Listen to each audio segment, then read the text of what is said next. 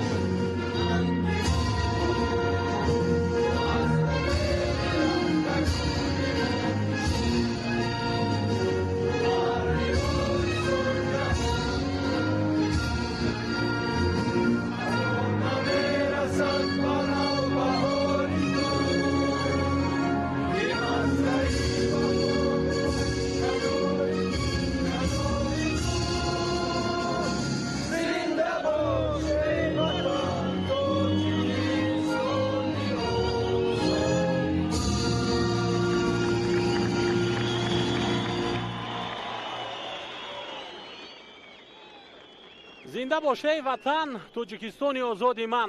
ما با این شعر شروع میکنیم گزارش مستقیم خیش رو و ادامه میدیم البته پیگیری شروع بازی منتخب‌های توجیکستان و افغانستان رو که بعد 2 دقیقه و 16 ثانیه دیگر شروع خواهد گشت این رقابت. آغاز خواهد شد این بازی دوستانه و دسته‌های منتخب تاجیکستان و افغانستان در ورزشگاه مرکزی شهر دوشنبه به همه آیند و بازی خواهند کرد.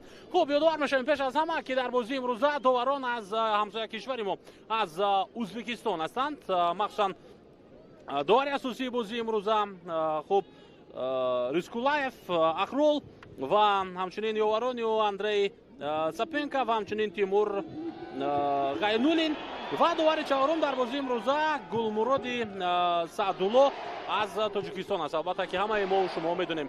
حالا در هیئت تیم منتخب تاجیکستان امروز ما در هیئت اساسی مخصوصا رستم یتیموف رو میبینیم، دروازه‌بان اساسی تیم منتخبمون رو که یک مدت مخلصان فوتبال تاجیک پزمان شده بودند، با میدان آمدن او رو در هیئت تیم منتخب و دیدن بازی او رو در هیئت تیم منتخب، به خاطر که در بازی گذشته به جای رستم یتیموف الک باکلوف بود دروازه‌بان دیگری تیم منتخب ما و در بازی که قبلا منتخب تاجیکستان در تایلند اگر خطا نکنم دویر کرد، بازی خوب دوستانه بودند، آنجا هم ما رستم یتیموف رو ندیده بودیم و باکلوف دروازه‌بان تیم منتخب تاجیکستان بود.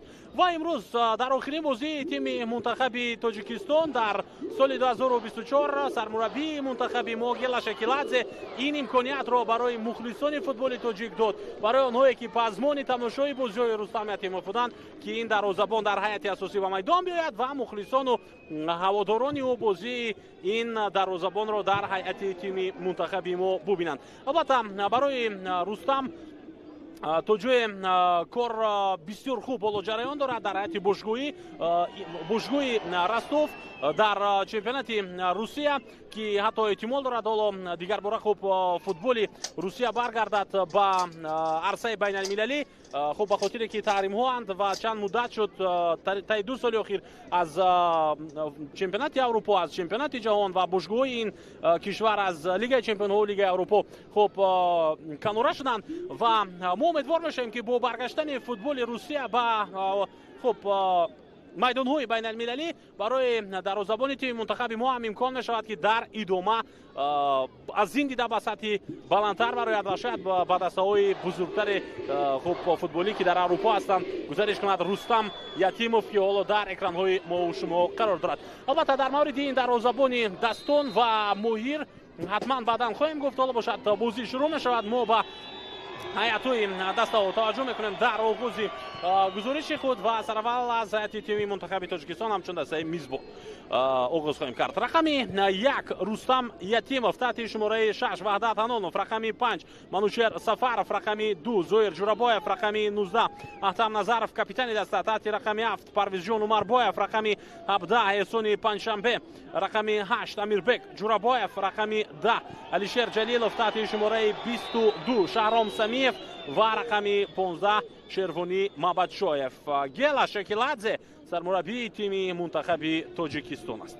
هیئت منتخب افغانستان رقم 1 وایس عزیزی، تحت شماره 3 محبوب حنیفی، رقم 2 سیار سعودت، رقم 6 حبیبالله اسکر، تحت شماره 21 شریف محمد کاپیتان منتخب افغانستان و اینجا سرمربی منتخب افغانستان عثمان توشف که یک زمان وقت ما رو در اکران‌های خود می‌دیدیم سرمربی منتخب تاجیکستان می‌گفتیم قرار دارد.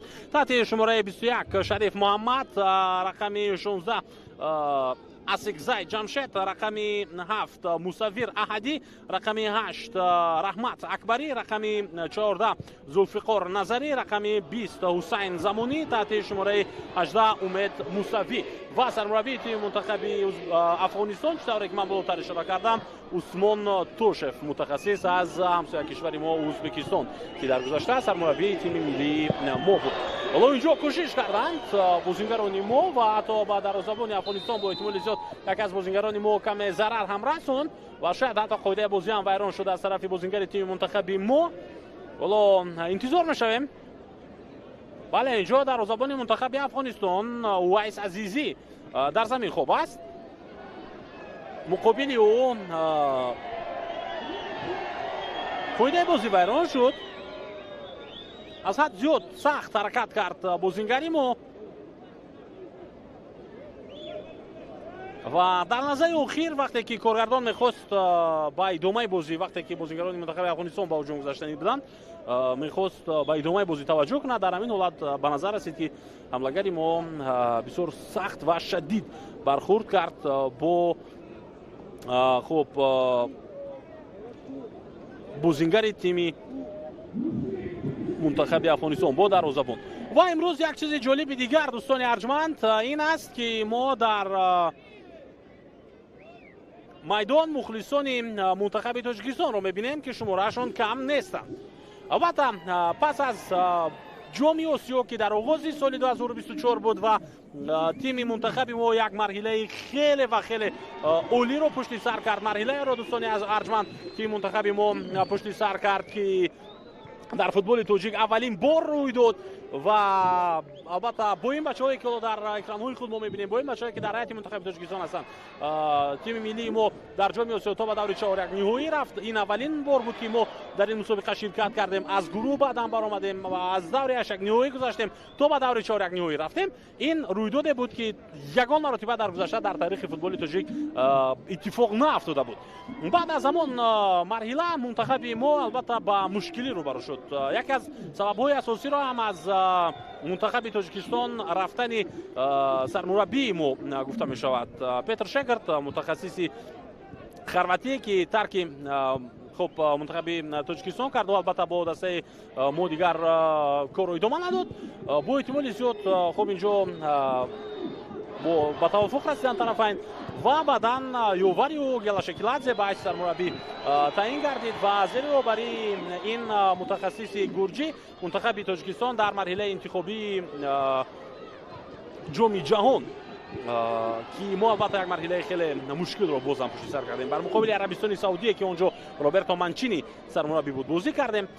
ду бозӣ ҳатто бар муқобили Урдуне ки то ба финали ҷоми Осиё рафта буд бозӣ кардем ва албатта дар бозӣ аз Арабистони Саудӣ дар шаҳри Риёз шикаст хӯрдем. Баъдан дар шаҳри Душанбе 1-1 мусовӣ шуд ва пасон аз Урдун бозам шикаст хӯрдем. Як ғалаба зери роҳбарии Гелашекиладзе мунтахаби Тоҷикистон дошт. Ин дар даври охирини марҳилаи интихобии ҷоми ҷаҳон бар муқобили Покистон буд. Он ҷое ки мо аллакай дигар ҳама чиро аз даст дода будем ва барои ба марҳилаи дигар гузаштан ягон хел фирӯзии қариб ки ба мо дигар кӯмак намекард. албатта бо ҳисоби 3-0 Тоҷикистон дар шаҳри Душанбе Покистонро мағлуб кард ва бо ҳамин пирӯзӣ марҳилаи интихобии ҷоми ҷаҳон ба поён расид ва тими мунтахаби мо албатта роҳи худро дар ҳамин марҳила ҷамъбаст кард. акнун баъд аз он бозиҳои дӯстона доир шуданд. бозиҳои дӯстона хуб бар муқобили мунтахаби Лубнон буд. аз Лубнон шикаст хӯрдем. бар муқобили Филиппин мо дар силсила зарбаҳои пеналти зери роҳбарии Шекиладзе пирӯзӣ ба даст овардем. баъд аз он бар муқобили Сурия бозӣ кардем, аз Сурия шикаст хӯрдем. баъд аз он бо Филиппин бозӣ кардем, аз Филиппин бо ҳисоби 3-0 шикаст хӯрдем. ва дар ҳамин рӯзҳои фифае ки моҳи ноябр яъне ҳоло ҷараён доранд ба нақша гирифтани баргузории бозии мунтахабҳои Непал ва ҳамчунин бозӣ бар муқобили мунтахаби Афғонистон бисёр як хуб ташкили ин бозиҳо як иқдоми хуб ҳам шуд, махсусан дар шаҳри Душанбе вақте ки бозиҳо доир гардида истоданд. барои мухлисони футбол ҳам то ҷое як ҷашни футболӣ метавонад бошад, ҳарчанд ин бозиҳо бозиҳои дӯстонанд ва онҳое ки дар ҳақиқат мухлиси ашадии футболанд имрӯз ба варзишгоҳ ҳам ташриф оварданд ва боқимондаи онҳо аз тариқи телевизионҳои худ бозиҳоро тамошо доранд. хулоса пирӯзӣ бар муқобили Непал ки чанд рӯз пештар иттифоқ афтод бо ҳисоби 4-0 барои мунтахаби мо зери роҳбарии Гелашекиладзе бисёр муҳим буд. ҳарчанд дар бозии дӯстона ҳам иттифоқ афтод барои рӯбаланд кардани мухлисони футболи тоҷик ва бозӣ бар муқобили Афғонистон ки албатта ҳоло аз оғоз бо ин таваққуфи бисёр дурудароз шурӯъ шуд. ҳоло умед мебандем ки дар идома ин гуна намешавад ва як натиҷаи хуб ҳам дар ниҳоят барои мунтахаби мо ба даст меояд. як бозии то ҷое аз ҷиҳати махсусан рӯҳи равонӣ барои бозингарони мо ва барои мухлисони футбол ҳатто хеле хуб аст. инҷо акнун тағйирот дар ҳайати мунтахаби Афғонистон дар оғоз ба миён меояд. Шервони Мабачаев маъзаратхоҳӣ мекунад аз дарвозабони тими мунтахаби Афғонистон аз Увайс Азизӣ ва ба ҷои вазъияти эҳтиётӣ Кевин Мутақиён ба майдон хоҳад омад.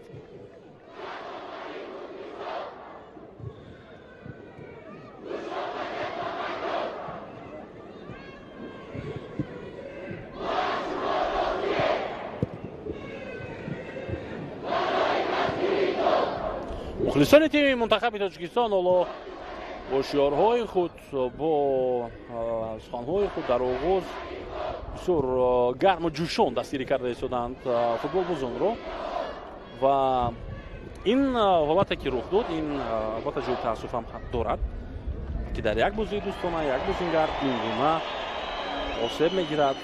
Ҳарчанд метавонад ин осеби ҷиддӣ набошад, метавонад пас аз 1 ё 2 ҳафта баргардад ба майдон, вале боз ҳам ҷои таассуф аст ки дар як бозии дӯстона ва хуб як бозингар осеб мегирад. духтури мунтахаби Афғонистон дарвозабонро кӯмак карданд ва аз майдон берун карданд. Акнун бозӣ шурӯъ хоҳад шуд. Ман ҳоло чунин эҳсосот дорам ки бозӣ ҳамин алон шурӯъ мешавад, на ин ки 7-8 дақиқа пештар шурӯъ гарида бошад, ба хотири он ки мо қадар зиёд рафти бозиро ҳам қариб ки надидем. Фақат тӯб аз маркази майдон ба бозӣ дароварда шуд, як ба ин тарафу он тараф ҳаракат кардан бозингарон, баъдан дарвозабони мунтахаби Афғонистон осеб гирифт ва бо ҳамин рафти бозӣ манъ шуд. Баъд Аданонов пасёб ба дарвозабон ба Рустам Ятимов.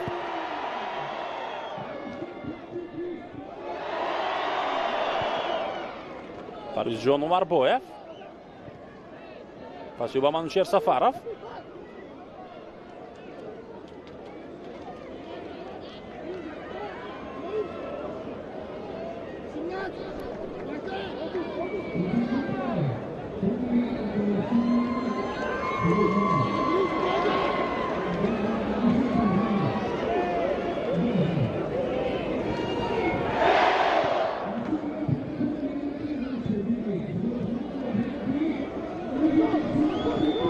бозигарони мо қарор доранд.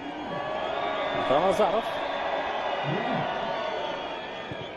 пас эҳсони панҷшанбе ба Ваҳдат Ҳанонов, ҳарчанд Зоир Ҷурабоев ҳамонҷо омода буд ки ба ӯ кӯмак кунанд. паси Ваҳдат ба канор, дифогарони мунтахаби Тоҷикистон даст ба коранд. Шаҳром Самиев пас медиҳад ба Парвизҷон Умарбоев, партоби ӯ ба дохили ҷаримагоҳ, имконият барои Сафаров. ӯ хост ки Шерхунӣ ва Бачоевро бо тӯб таъмин намояд дар ҳамин лаҳза, аммо муваффақ нашуд. Зоир Ҷурабоев бо тӯб қарор дорад, дифогари тими мунтахаби Тоҷикистон. албатта сармураббии мунтахаби мамлакат Гела Шекиладзе дар нишасти хабарӣ қабл аз ин бозӣ аз пирӯзие ки бар муқобили Непал мо ба даст овардем, ҳарчанд он рақиби мо рақиби он қадар ҷиддӣ набуд ва мо медонем ки яке аз дастаҳои заиф аст дар минтақа мунтахаби Непал. ҳоло имконият барои Парвизҷон Умарбоев, паси навбатии ӯ ба марказ. Алишер пас медиҳад ба Ақиб, зарба ва гол. Амирбек Ҷурабоев дар дақиқаи 11 рақобат ҳисобро мекушояд дӯстони арҷманд.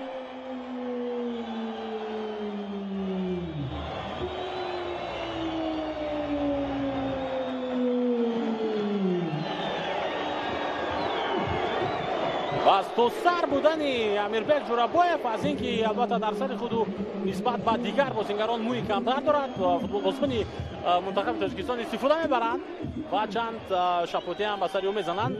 Ин ҳамчун рамзи ҷашнгирии голи нахустини мунтахаби мо бар муқобили Афғонистон ҳам мешавад.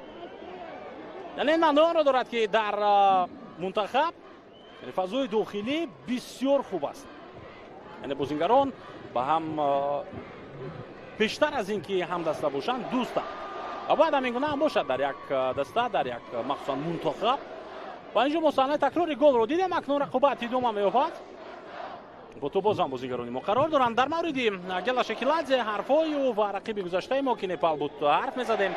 ин ки рақиби қаблии мо Непал албатта дастаи на чандон қавӣ буд ва дар минтақа яке аз дастаҳои то як андоза заиф ҳам ба ҳисоб меравад. Парвизҷон Умарбоев зебо бозӣ мекунад дар ин вазъият.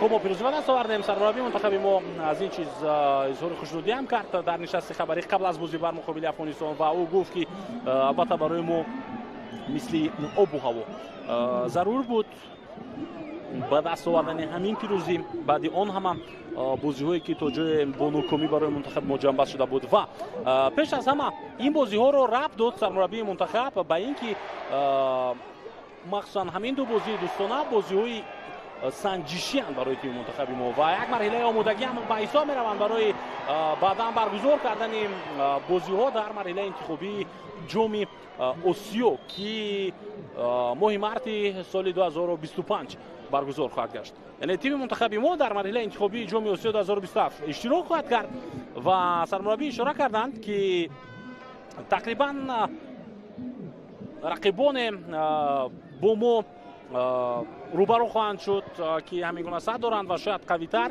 ба ин хотир мо дар ҳамин бозиҳо пеш аз ҳама ки охирин бозиҳои мунтахаби тоҷикистон дар соли 2024 ҳам ҳастанд, бори дигар бачаҳоро месанҷем ва умуман хуб муайян мекунем ки киҳо арзанданд. албатта баъзе аз тағйиротҳо дар он марҳила мешавад, аммо хеле кам ва онҳоеро ки мо интихоб мекунем барои бозӣ маҳз аз ҳамин бозиҳои санҷишӣ пеш аз ҳама интихоб хоҳем кард, гуфт Гела Шекиладзе, сармураббии мунтахаби тоҷикистон. ҳоло инҷо қоидаи бозӣ вайрон мешавад ва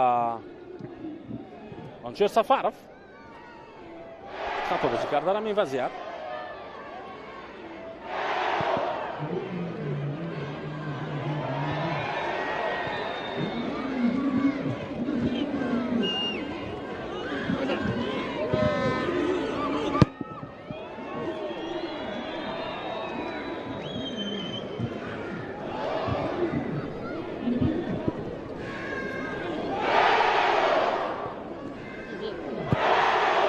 Топ дар ихтиёри бозигарони мо Зояр Ҷурабоев.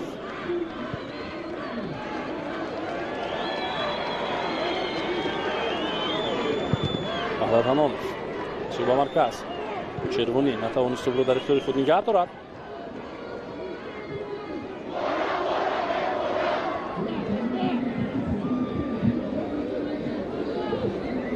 Баҳрат Ҳанонов дар экранҳои мо шумо қарор дорад. Ин бозингари мунтахаби Тоҷикистон дар ду бозии гузаштаи тими мунтахаб ширкат накарда буд ва ҳоло акнун тӯб аз майдон берун мешавад. Ахтам Назаров натавонист тӯбро дар майдон нигаҳ бидорад дар ин вазъият ба хотире ки ирсоли тӯб аз тарафи ҳамдастааш бисёр баланд буд. инҷо мухлисони мунтахаби Афғонистонро ҳам мо мебинем ки дар варзишгоҳи марказии шаҳри Душанбе ҳоло ҳузур доранд.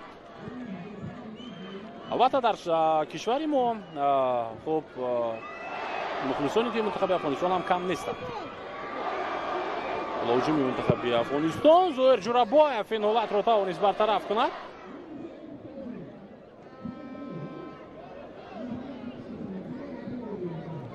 ҳоло дар экранҳои мо шумо махсусан Зоир Ҷурабоев қарор дорад.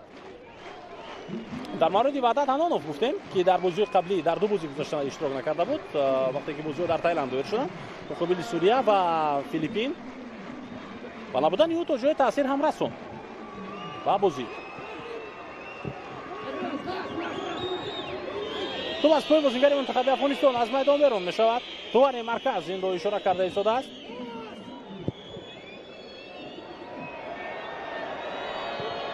червонӣ ҳоло бо суръати баланд ҳаракат мекунад ба пеш ва тӯбро дар ихтиёри худ нигаҳ медорад.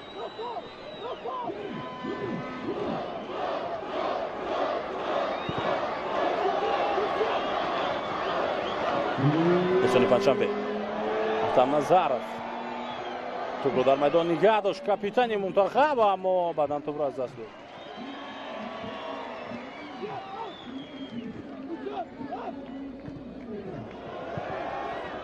аз як партоби дигар ба дохили ҷаримагоҳ буд ва ин ҳолат ҳам баъдан бартараф гардид.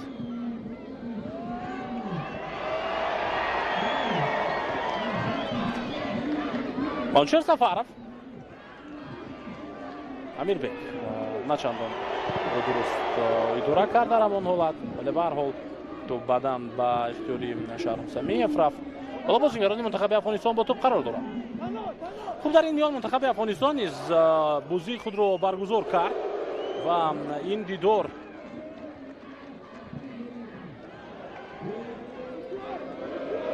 бар муқобили тими мунтахаби Непал буд ки онҷо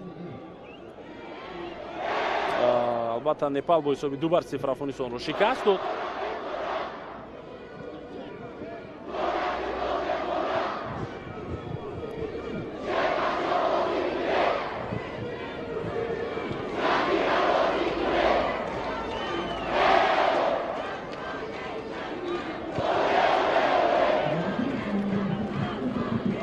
ман агар ба бозиҳои охирини тими мунтахаби Афғонистон мутаваҷҷӯҳ кунем, ба 5 бозии охир 2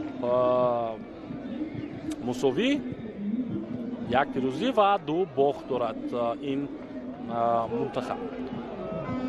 дар марҳилаи интихобии чемпионати ҷаҳон тими мунтахаби Афғонистон бар муқобили Ҳиндустон бозӣ карда буд ва онҷо бо ҳисоби 0-0 бозӣ ба поён расид. албатта дар умум пас аз баргузории хуб ҳамин марҳила тими мунтахаби Афғонистон дар ҷойи охирин қарор гирифт дар гурӯҳ, вале медонед 5 имтиёз ба даст оварда буданд бозигарони мунтахаби Афғонистон. ҳиндустон ҳам дар ниҳоят 5 имтиёз ба даст овард. қатар дар ҷойи аввал бо 16 хол қарор гирифт, кувайт бошад бо 7 имтиёз дар ҷойи дуюм ва ин ду даста ба марҳилаи дигар рафтанд ва ҳамчунин рохати ҷоми осиёро барои соли 2027 ба даст оварданд. ва аммо Афғонистон дар гурӯҳи худ ҳадди ақал дар рақобат бар муқобили масалан Ҳиндустон, Кувайт ва Қатар 5 имтиёз ба даст оварда тавонист. Медонед дар 6 бозӣ ин даста 5 имтиёз ба даст оварда чунин рақибон ки ин натиҷаи бад нест. ҳоло як партоби дигар ба ҷаримагоҳи мунтахаби Афғонистон. Алишер Ҷалилов инҷо мехост пас бидиҳад ба Шервонӣ Мабадшоев, аммо муваффақ нашуд ба хотире ки дифоъгари тими мунтахаби Афғонистон тӯбро дар ин миён баргардонд. ва хуб Ҳиндустонро ҳатто бо ҳисоби 2-1 ин даста дар худи Ҳиндустон шикаст дод. вақте ки бозӣ дар шаҳри Гувахати Ҳиндустон баргузор гардид дар варзишгоҳи бо номи Ганди, расони ки Ҳиндустонро мебинем чӣ гуна фаъоланд. ва баъд аз ин ду бозӣ бар муқобили Ҳиндустон, муқобили Қатар бозӣ кард тими мунтахаби мо дар даври тими мунтахаби Афғонистон аниқтар бошад дар даври панҷум дар ин марҳилаи интихобии ҷоми ҷаҳон бо ҳисоби 0-0 он бозӣ ба поён расид. яъне мунтахаби Афғонистон аз Қатар ҳатто як имтиёз ба даст овард. баъдан аз мунтахаби Кувайт шикаст хӯрд Афғонистон бо ҳисоби 1-0 ва имкони рафтан ба марҳилаи баъдӣ ва умуман роҳ ёфтан ба ҷоми осиёро аз даст дод. ва тасаввур мекунед агар дар даври шашум мунтахаби Афғонистон ҳадди ақал бар муқобили мунтахаби Кувайт мусовӣ мекард, имкони рафтан ба ҷоми осиёро дар соли 2027 аллакай ба даст меовард ва ҳамчунин дар марҳилаи баъдии интихобии ҷоми ҷаҳон ки ҳоло идома дорад ширкат менамуд. аммо аз Кувайт бо ҳисоби 1-0 шикаст хӯрд ва ин ғалабаи Кувайт боис ба хуб марҳилаи баъдиро хат гирифтани ин мунтахаб шуд ва ҳамчунин ба ҷоми осиё мунтахаби Кувайт роҳ ёфт. баъд аз он ҳоло бохт аз Непал дар бозии дӯстона ба назар расид. аммо Усмон Тошев сармураббии тими мунтахаби Афғонистон ишора бар он кард ки ин бозиҳо барои мо албатта то як андоза муҳиманд. муҳим аз кадом нигоҳ, аз кадом ҷиҳат? аз он ҷиҳат ки мо дар ин бозиҳо муайян мекунем ки арзандатар аст ва чӣ тавр мо бояд омода шавем барои бозиҳои баъдӣ. чун Усмон Тошев ҳам сармураббии ҷадид аст дар мунтахаби Афғонистон ва нав корро шурӯъ кардааст. ба ҳамин хотир ӯ мехоҳад пеш аз ҳама дар чунин бозиҳо биомӯзад астаро ва бубинад ки кадом бозигарони ин мунтахаб пеш аз ҳама арзандаам барои бозӣ кардан ва баъдан дар марҳилаи интихобии ҷоми осиё ҳатто хуб бо ин бозигарон ширкат кунанд ва барои натиҷа баъдан бозӣ кунанд. фишор меорам бозигарони мо аллакай дақиқаи 22 рақобат идома дорад ва ҳанӯз ҳисоб 1-0 аст, голе ки дар дақиқаи 11 Амирбек Ҷурабоев зад ба дарвозаи Афғонистон. то ин дам ягона голи тими миллии мо боқӣ мемонад ва умуман ягона гол дар ҳамин бозӣ.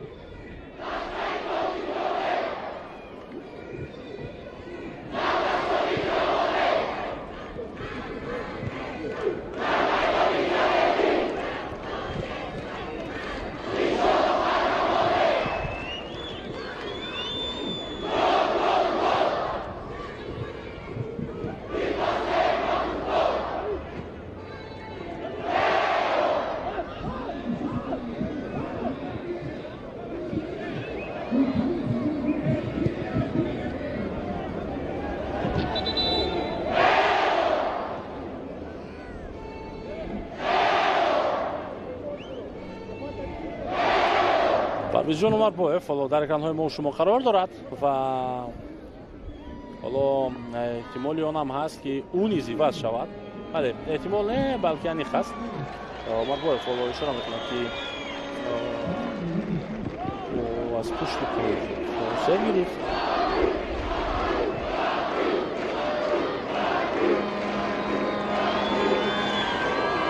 ва мухлисони мунтахаби Тоҷикистон низ Парвизҷон Умарбоевро инҷо дастгирӣ карда истоданд.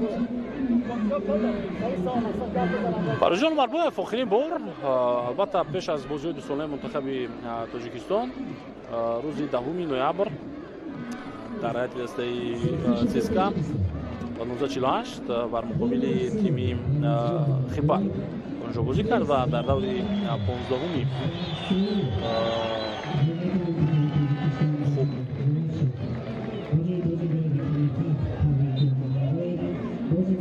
чемпионати дохилии Булғористон буд ин бозӣ ва дар он бозӣ Парвизҷон Умарбоев бидонед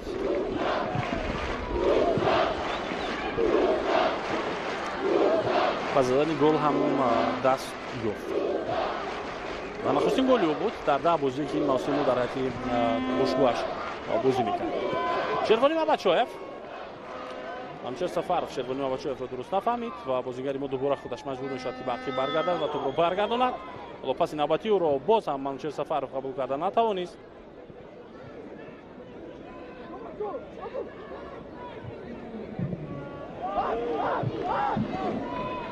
Ваҳдат Ҳанонов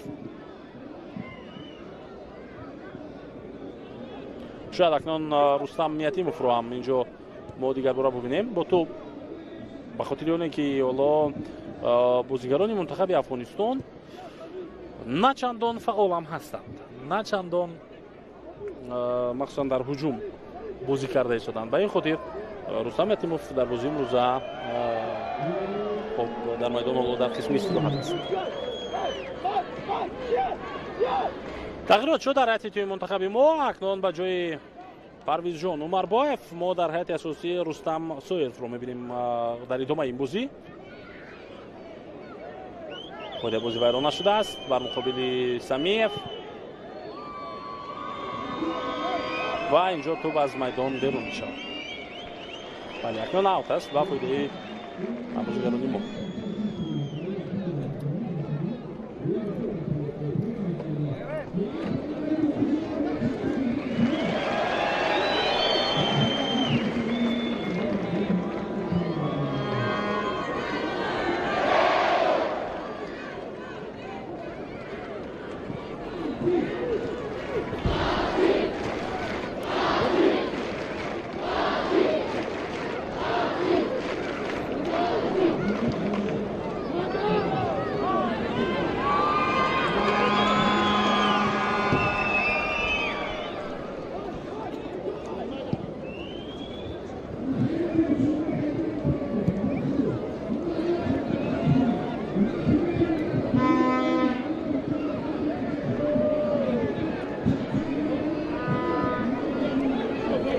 он қисмати нишастгоҳҳои варзишгоҳ ки барои мо шумо намоён аст.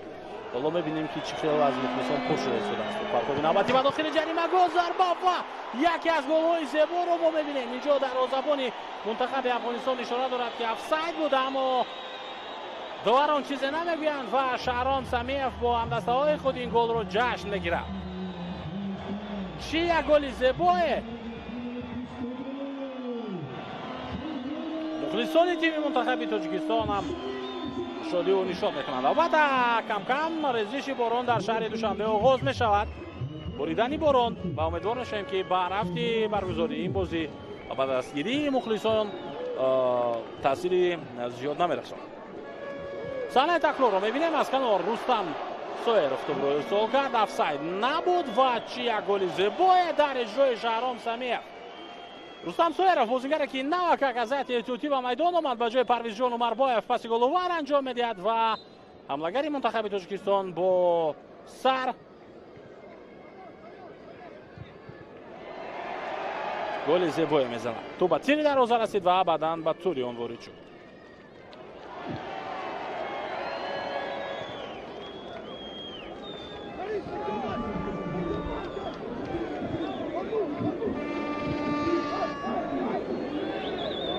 Амирбек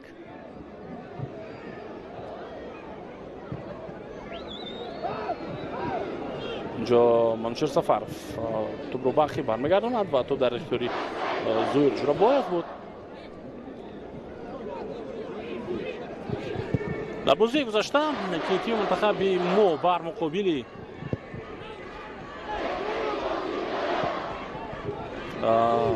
мунтахаби Непал бозӣ мекард.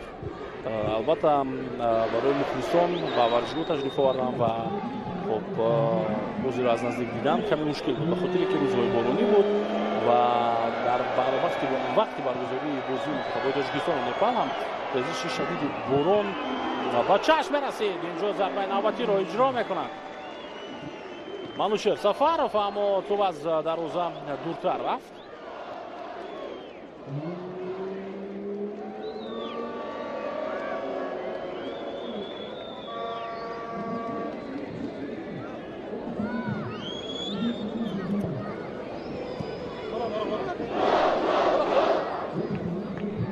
шаш нафар аз бозингарони мунтахаби Тоҷикистон фишор меоранд.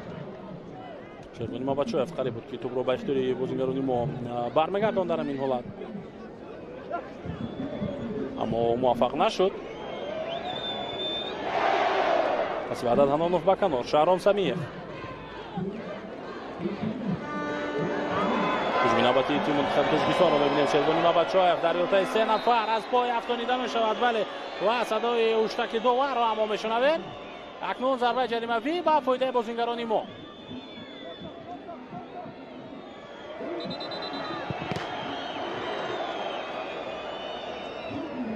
инҷо футболбозони мо интизор намешаванд. садои уштаки доварро ва дарҳол тӯбро ба бозӣ ворид карданиянд, дар ҳоле ки Шервони Мабачоев ҳоло ба по барнахестааст. каме саросема шуданд ва довар ҳам садои уштаки худро баланд кард. фоидаи бозиро дар ҳамин ҳолат вайрон намуд Зулфиқор Назарӣ.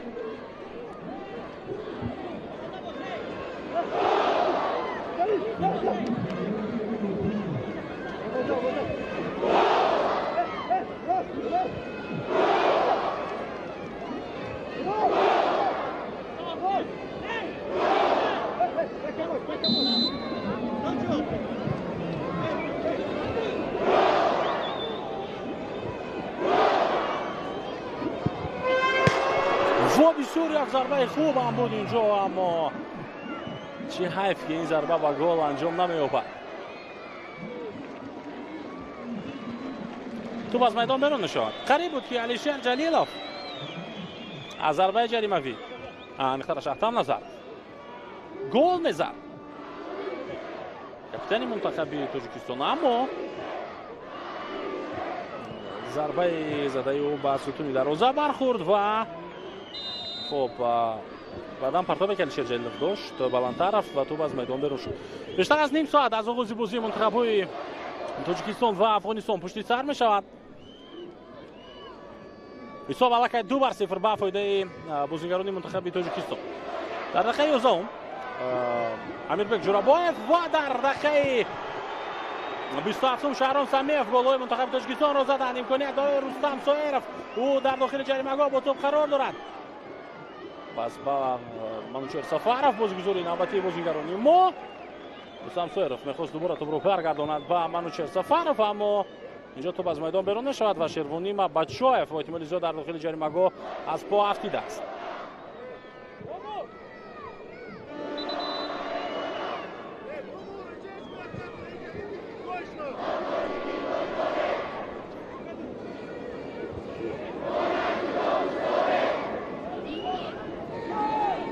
бархӯрди хеле сахти дифогари Афғонистонро дидем мо.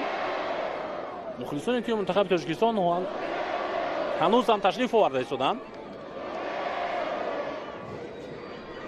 яъне шумораи онҳо то рафт боз ҳам зиёдтар гашта истодааст ки ин рафти рақобатро зеботар ва ҷолибтар ҳам мекунад. طرفداران تیم منتخب کمک میکنن برای شیروانی.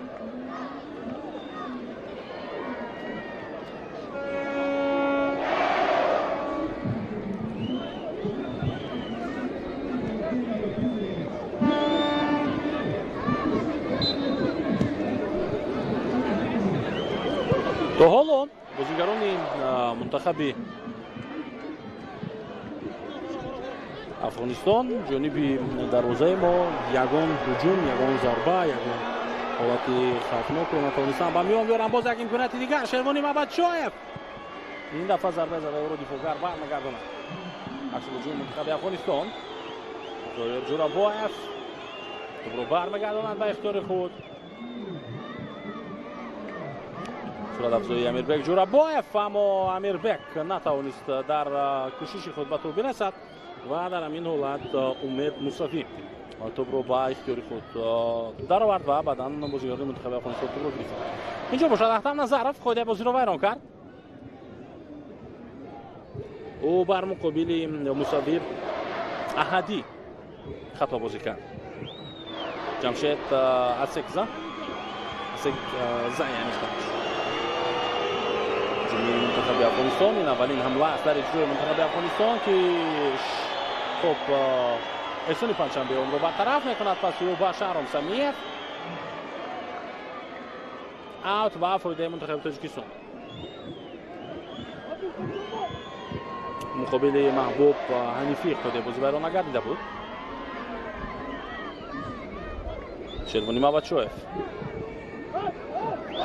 وحدت حنان، احسان پنجشنبه،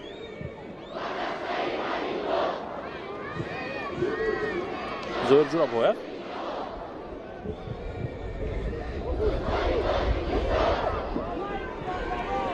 شیروانی مبدشایف خود می‌مانند. پس امیربک جانبی منوچهر سفرов، اما کمی خطا بود این ارسال توپ. امیربک جوراباєв نمیتواند توپ رو گرفته در رقابت با رحمت اکبری و باز یک حمله دیگر در اجرای بازیگران منتخب افغانستان. اوت و فایده تیم منتخب افغانستان است با احتمال زیاد.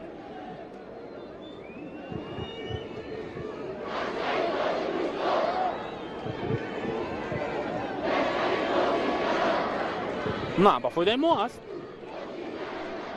و با توپ منوچهر سفرов.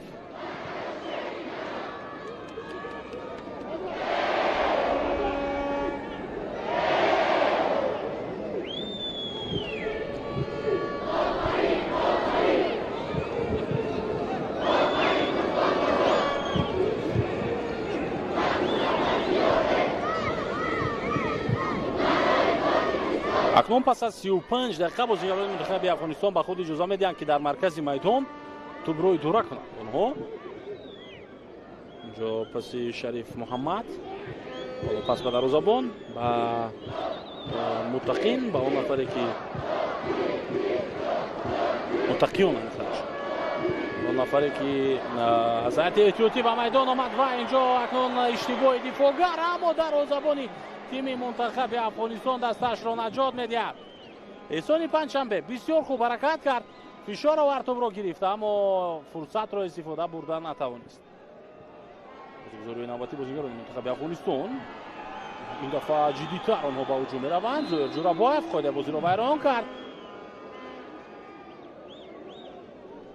زایر جوراباєv حالا اشاره میکند که با توپ بازی کرده است، اما توور ضربه جریمه تعیین کرد. این اولین ضربه جریمه به فایده منتخب افغانستان از هر قسمت میدانی ما و حالا باشد امکانی داشته احسان رو میبینیم. میخواست دروازه‌بان رو فریب بدهد اما موفق نشد.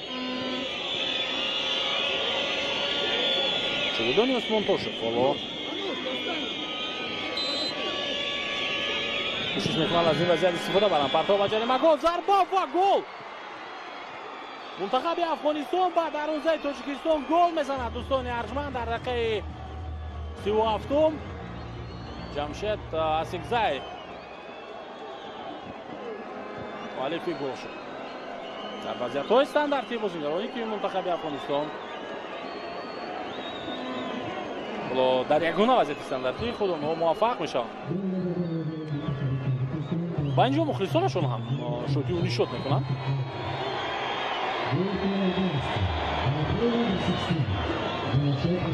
саҳнаи такрорро мебинем. партоби тӯб аз тарафи ҳусейн замонӣ буд.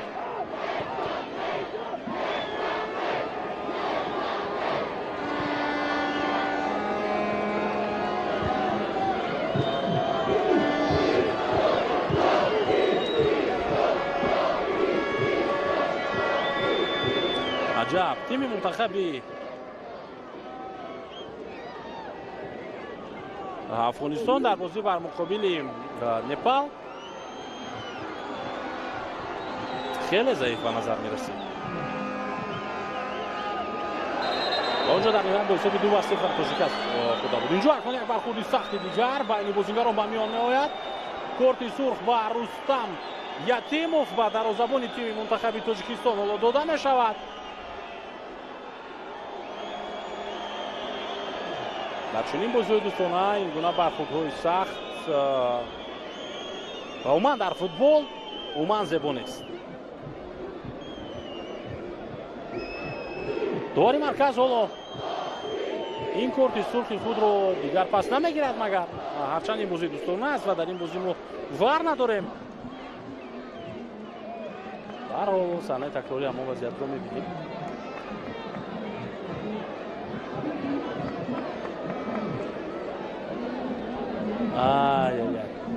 рустам ятимов дар ин вазият ҳаракатҳое дошт ки ғайри касбӣ. сараввал бозингари мунтахаби афғонистон ин корро кардааст, аммо баъдан рустам ятимов ба ӯ ҷавоб дод. ба ҳар ҳол агар бозингари мунтахаби афғонистон ин корро кард, ин ҳам ба хотире буд ки сараввал рустам ятимов тӯбро ба дасти худ гирифт ва хост ки ба мавқеи худ баргардад ва иҷоза надиҳад ба афғонистон ки дарҳол тӯбро аз авт ба бозӣ ворид кардау ҷониби дарвозаи холии тоҷикистон ҳуҷум кунад. вале дар идома бояд рустам ятимов дигар ҷавоб намедод, ба хотире ки довар дар майдон ҳаст ва ҳамин муҷозотеро ки ба рустам ятимов дод, ҳамин муҷозотро метавонист ба бозигари мунтахаби афғонистон кунад. ва инҷо акнун танҳо корти зард мегирад бозигари мунтахаби афғонистон ба хотири он бархурди сахте ки бо рустам дошт. ҳусейн замонӣ корти зард гирифт, аммо мутаассифона дарвозабони мо ҳоло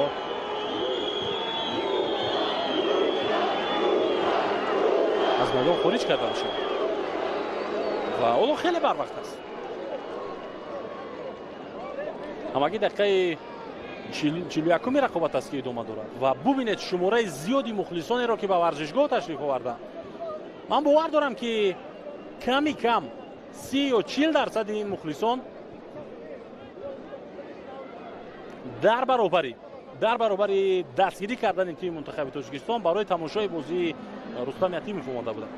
ба хотире ки дар тими мунтахаб бисёре аз мухлисон пеш аз ҳама мухлиси рустам ятимов ҳастанд. бо он корнамоиҳое ки ӯ дар ҷоми осиё дошт, бо он корнамоиҳое ки ӯ дар бошгоҳи истиқбол махсусан бар муқобили дастаи алнасри криштиану роналду дошт, бар муқобили худи криштиану роналду ва шумораи мухлисони ин дарвозабони мунтахаби тоҷикистон дар дохили кишвар боз ҳам зиёдтар шуд ва ҳатто берун аз он.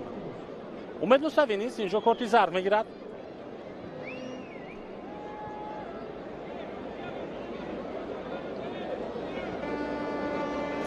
ва як нафар камтар бозӣ кардани шогирдони Гела Шекиладзе дар идомаи бозӣ метавонад рафти бозии моро каме заиф кунад. акнун аз бозӣ Алишер Ҷалилов гирифта мешавад. бале, Алишер Ҷалилов бозигари шумораи 10 аз майдон гирифта мешавад ва ба ҷои ӯ Муҳриддин Ҳасанов ба майдон мебарояд.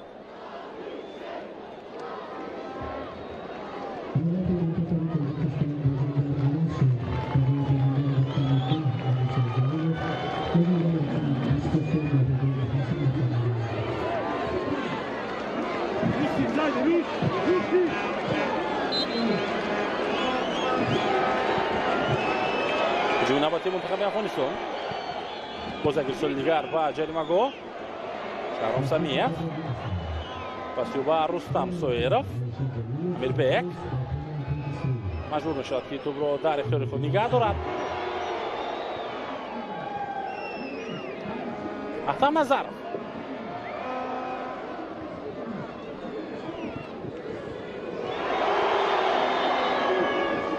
Ваҳдат. танҳо дар қисми аввал ин қадар моҷарову ин қадар рӯйдоду ин қадар то ҷои тағйиротҳо ба миён омад.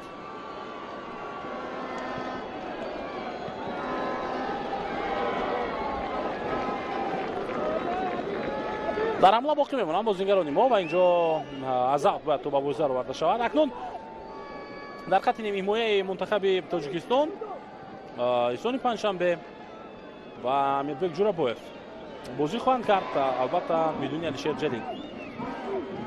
Шаҳром Самиев, Шервонӣ Мамачоев ва Рустам Соиров дар хатти ҳуҷум боқӣ монд. Шервонӣ Мамачоев метавонад каме ақибтар ҳам ҳатто бозӣ кунад. Боло партов ба дохили ҷаримагоҳ Шервонӣ, аммо инҷо имкони идома додани рақобатро надошт. дарвозабони Афғонистон дар ҳолати гол гирифт.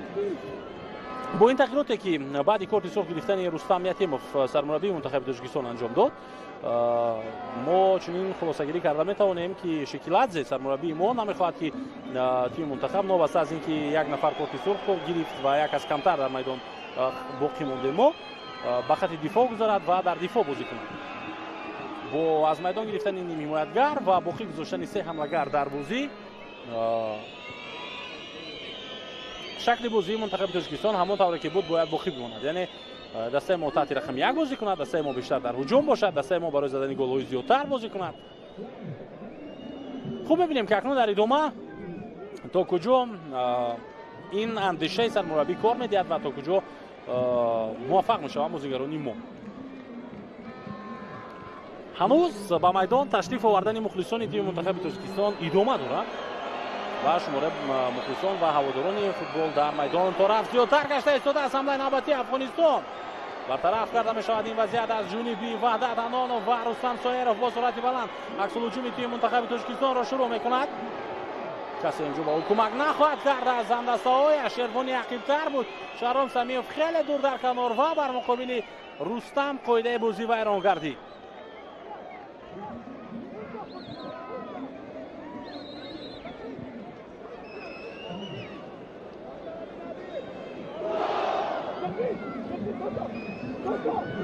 вазъияти стандартӣ ба фоидаи бозигарони мунтахаби Тоҷикистон. эҳсони панҷшанбе дар назди топ қарор дорад.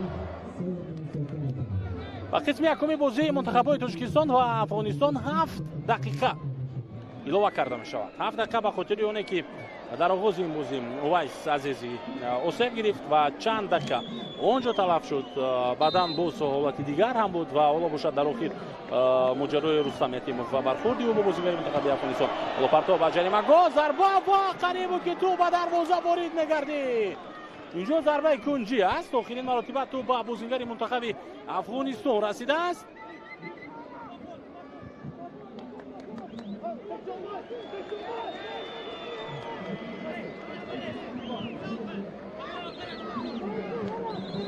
таваҷҷӯҳ мекунем ба зарбаи кунҷӣ ки ҳоло ба миён омад.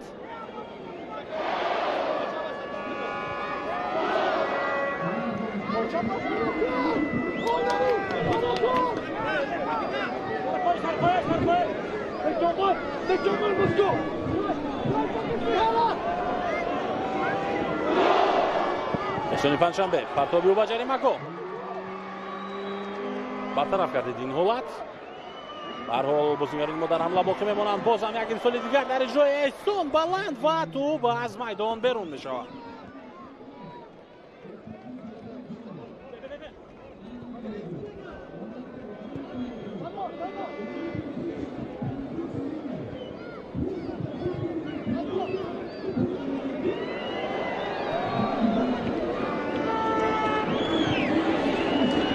рақобат идома меёбад. тӯб дар ихтиёри бозигарони мунтахаби Афғонистон. Манучер Сафаров, паси ӯ ба дарвозабон Нуриддин Ҳасанов.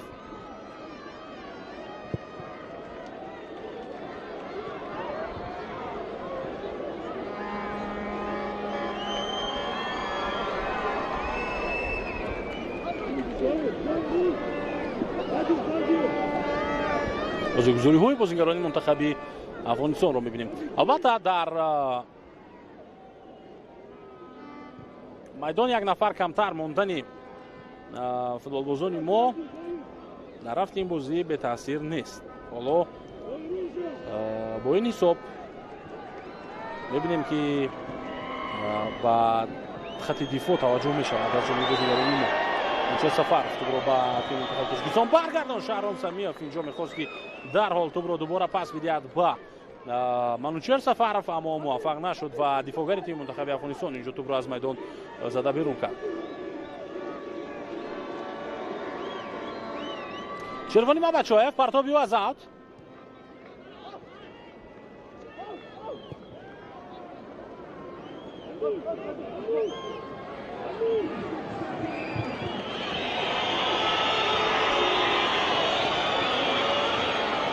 ҳуҷуми мунтахаби Афғонистон идома меёбад.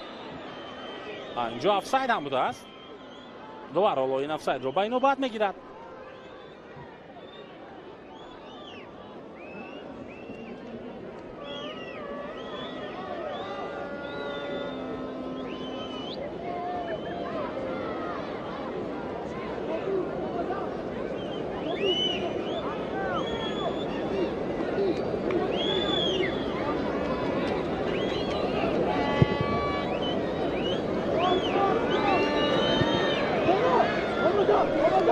рақобат боз ҳам идома меёбад ва ҳоло фишор меоранд бозигарони мо.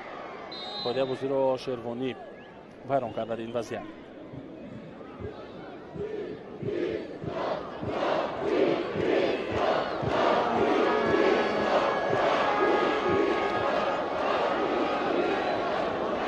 ҳафизони мунтахаби Тоҷикистон хеле ва хеле фаъол ҳам ҳастанд ва дастгирӣ карда истоданд тими мунтахабро.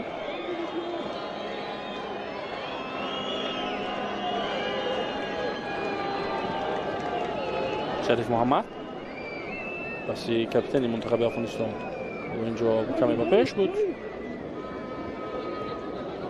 дубора акнун Шариф Муҳаммад бо тӯб аст.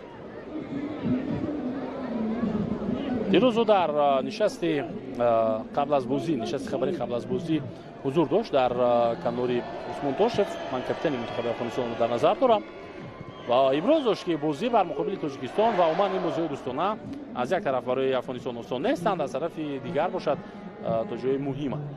ба хотире ки зерроҳбарии сармураббии нав бозигарони мунтахаби Афғонистон ҷамъ мешаванд ва мавқеи худро муайян мекунанд, омодагии худро муайян мекунанд ва дар кадом сатҳ будани бозии худро муайян мекунанд то ин ки дар бозиҳои интихобӣ баъдан ширкат намоянд.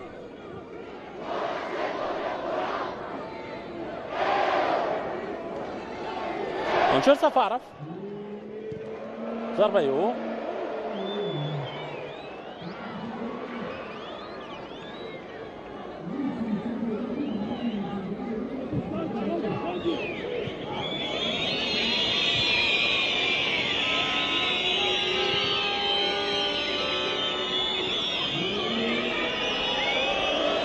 ҷумнавати мунтахаби Афғонистон инҷо тӯбро равон кардан хост дар ҳамин вазъият Умед Мусавӣ, аммо ӯ дақиқу дуруст тӯбро равон карда натавонист ба канор, вагарна барои бозигарони мунтахаби Тоҷикистон боз як ҳолати вазнини дигар метавонист пеш биёд.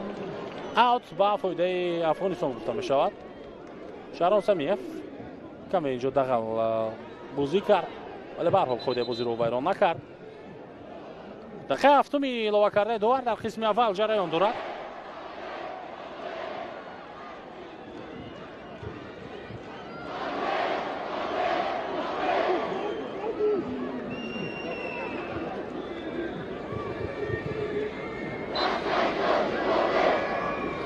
аутро хато инҷо истифода бурд Ҳабибулло Аскар ва сардовар ишора мекунад ки бозигарони мо метавонанд аз нав тӯбро аз ба бозӣ ворид кунанд ва Манчестер Сафаров аз канори майдон инҷо омодааст ки тӯбро ба бозӣ дарорад. Манчер партоб ба Шаҳром Самиев, рисони панҷшанбе паси ӯ ба канор. Капитани даста Аҳтам Назаров рӯ тӯб қарор дорад. Аҳтам ҳаракати ӯ ирсоли заминӣ ба дохили ҷаримагоҳ. Рустам Соиров фазпо меафтад ва довари марказ садои худро баланд мекунад. қисми якуми бозии мунтахабҳои توجیکستان و افغانستان در ورزشگاه مرکزی شهر دوشنبه در شاهدی نزدیک بیشتر از 10,000 نفر با حساب 2-1 به پایان میرسد و حالا ما قسم دوم رو انتظار میشیم. باز یک برخورد دیگر در خاتمه قسم اول. نیمه دوم رو انتظار میشیم دوستان ارجمند، از نزد اکران‌های خویش دور نروید.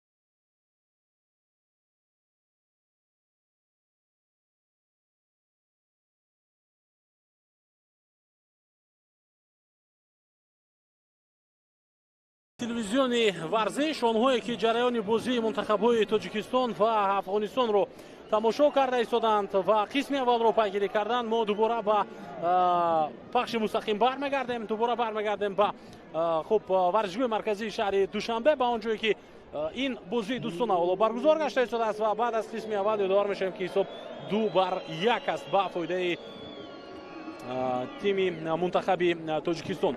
Дар дақиқаи 11 Амирбек Ҷурабоев, дар дақиқаи 27 Шаҳром Самиев голҳои тими мунтахаби моро заданд. Баъдан аз тими мунтахаби Афғонистон дар дақиқаи 37 ба задани гол Ҷамшед Асикзай даст ёфт ва як рӯйдоди дигаре ки дар поёни нимаи аввали рақобат рух дод, ин дар дақиқаи 39 корти сурх гирифтани Рустам Ятимов дар забони тими мунтахаби Тоҷикистон буд баъди як бархурд бо бозигари мунтахаби Афғонистон.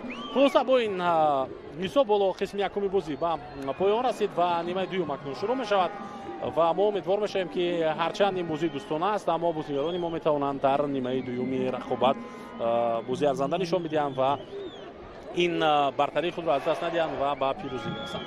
албатта дар қисми аввал тағйиротҳо буданд, махсусан дар ҳайати мунтахаби Тоҷикистон баъди корти сурх гирифтани Рустам Ятимов тағйирот шуд. Хуб, Алишер Ҷалилов аз майдон гирифта шуд, ба ҷои ӯ ба майдон Муриддин Ҳасанов ба бозӣ омад ва қаблтар аз ин Парвизҷон Умарбоев особ гирифта буд, ба ҷои ӯ Рустам Соиров вориди рақобат шуда буд. Ва дар ҳайати мунтахаби Афғонистон ҳам дар қисми аввал як тағйирот буд. дарвозабони асосии ин даста Увайс Азизӣ осеб гирифт баъди бархурд бо Шервони Мабадшоев ва ба ҷои ӯ аз ҳайати эҳтиётӣ мутақиён ба майдон ворид шуда буд. Ахтам Назаров паси ӯ ба Рустам Соиров, ҳуҷуми мунтахаби Тоҷикистонро мебинем. ҳоло Рустам бо топ қарор дорад, партоби ӯ ба дохили ҷаримагоҳ ва Муҳаммад ин вазъиятро бартараф кард, капитани мунтахаби Афғонистон. акнун ба ҳайати дастаҳо таваҷҷӯҳ мекунем, ба ҳайати тими мунтахаби Тоҷикистон. Сараввал биёед ба ин ҳуҷум аввал нигоҳ кунем ки чӣ мешавад хотимаи ин ҳамла. зарбаи бисёрам хуб дар иҷрои Ахтам Назаров, аммо топ рост ҷониби дастони дарвозабон меравад. Муриддин Ҳасанов, Ваҳдат Ҳанонов, Манучер Сафаров, Зуир Ҷурабоев, Ахтам Назаров, Рустам Соиров, Эҳсони Панҷшанбе, Амирбек Ҷурабоев, хуб, Шаҳром Самиев ва Шервони Мабадшоев. Ин бозигароне ҳастанд ки дар майдон ҳоло бозӣ карда истоданд. албатта як нафар камтар тими мунтахаби мо дар майдон бозӣ дорад. Гела Шекиладзе, сармураббии тими мунтахаби Афғонистон. Мутақиён Маҳбуб Ҳанифӣ, Сиар Саодат, Ҳабибулло Аскар, Шариф Муҳаммад, Ҷамшед Азизкай, ягона анихтараш Асикзай, ягона муаллифи гол аз ҳайати мунтахаби Афғонистон дар ин дидор. Мусаввир Аҳадӣ, Аҳмад Акбарӣ, Зулфиқор Назарӣ, Ҳусайн Замонӣ ва Умед Мусавӣ. Ин бозингарони тими мунтахаби Афғонистон ҳастанд ва Усмон Тошев, сармураббии мунтахаби Афғонистон. Ваҳдат Ҳанонов бартараф мекунад ҳуҷуми тими миллии Афғонистонро ва ҳоло зарбаи кунҷӣ ҳам ҳаст ба фоидаи бозингарони мунтахаби Афғонистон дар ин ҳолат. Бубинед, аз як нафар кам будани бачаҳои мо чӣ гуна истифода бурда истоданд ва бозии хуби худро баро мемонанд дар оғози қисми дуюм бозингарони мунтахаби Афғонистон. Ва зарбаи кунҷӣ аввалин бор дар нимаи дуюм ба фоидаи онҳо ҳатто ба миён меояд.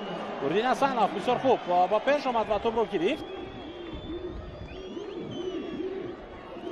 яке аз бартариҳои кори мунтахаби Афғонистон дар ин дидор, дар ҳоле ки бачаҳои мо як нафар камтаранд дар майдон, маҳз ҳамин аст ки сармураббии онҳо қабл аз мунтахаби Афғонистон бар муқобили тими мунтахаби Тоҷикистон, анихтараш дар мунтахаби Тоҷикистон кор карда буд ва аз зиёд медонад ки дар ҳайати мунтахаби Тоҷикистон кадом бозингар чӣ гуна бозӣ мекунад ва чӣ бартариҳо дорад. ин ҳамаро ҳатман ӯ барои шогирдони худ дар мунтахаби Афғонистон хуб фаҳмонидааст. ҳоло ҳуҷуми навбати мунтахаби Тоҷикистонро мебинем. Шаҳром Самиев, Ахтам Назаров, партоби ӯ ба дохили ҷаримагоҳ.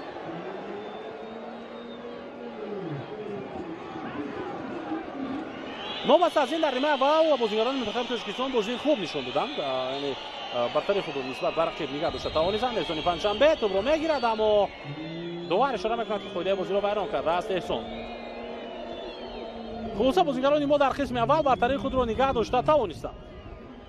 нигоҳ накарда ба ин ки сармураббии рақиб дар гузашта сармураббии мо буд ва ҷиҳатҳои бартариву заифии бачаҳои моро медонад. нигоҳ накарда ба ин ҳама дар қисми аввал бо ҳисоби 2-1 мо хуб сарбаланд аз майдон берун шудем. аммо акнун дар нимаи дуюм мушкили асосӣ пешрӯи футболбозури тоҷик аст.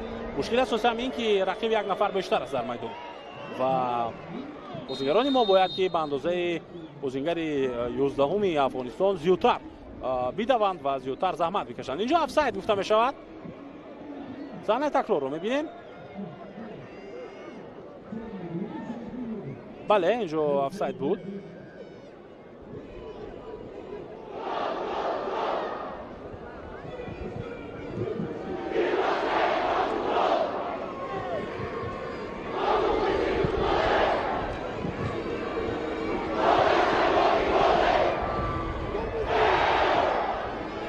идома меёбад ҳуҷуми мунтахаби тоҷикистон. Аҳтам Назаров Самсоеров инҷоро дуруст дарк накард ва капитани мунтахаби мо тӯбро ба самти дигар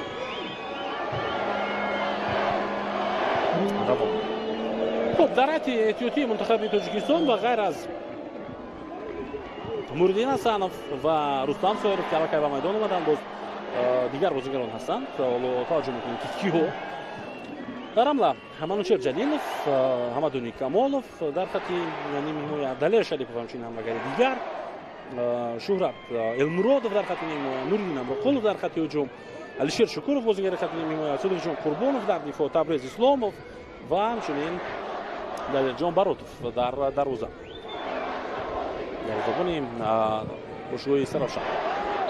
Фотеҳ бозӣ вайрон мешавад дар қисмати майдони Тоҷикистон.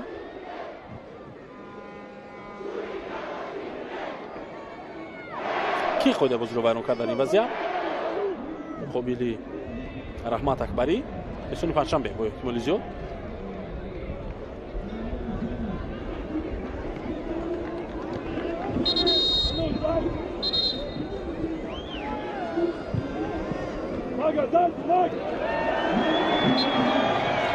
акнун садои шаки худро баланд мекунад довари марказ.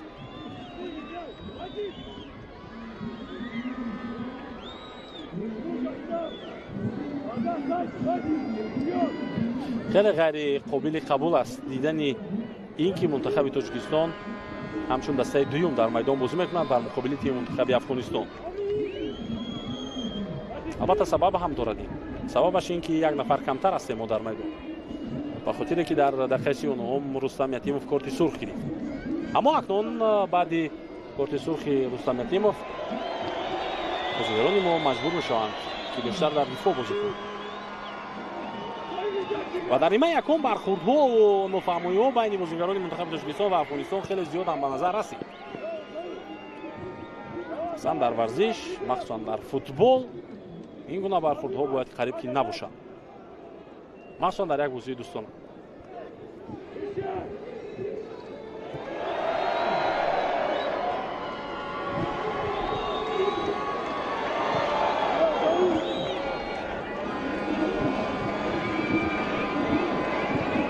شریف محمد هجوم نوبتی منتخب افغانستان قطع کرده می شود.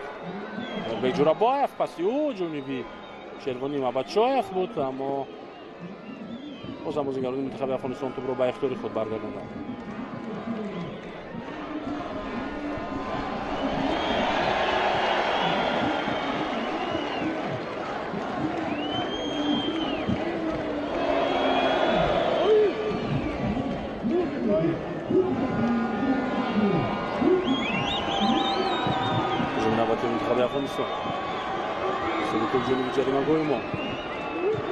جوراباєв با یک ضربه توپ را از جریمه‌گاه دورتر میکند. شهرام سمیف تا آخر با سرعت بلند حرکت را ادامه میدهد و از نزد شریف محمد توپ را گرفت. شهرام و اوت به فایده تیم منتخب تاجیکستان.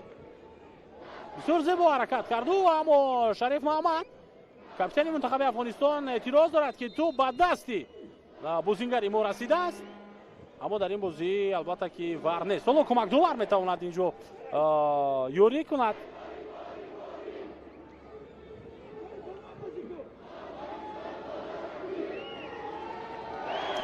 Шекиладзе эътироз мекунад ба довар. Ман фикр кардам ки довари марказ бо кӯмак довар ё ҳадяқал бо довари чаҳорум инҷо машварат кардани аст. Аммо на, ба хотири ором кардани сармураббии мунтахаби Тоҷикистон ба канори майдон омада аст овари марказ.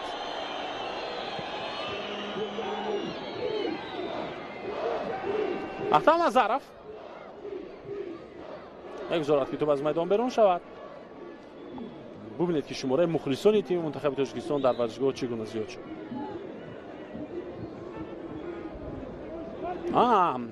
гилаву норозигии сармураббии мунтахаби Тоҷикистон ба хотири ҳамон бархурде буд ки дар дохили ҷаримагоҳи Афғонистон ба миён омад ва эҳсони панҷшанбе аз по афтид.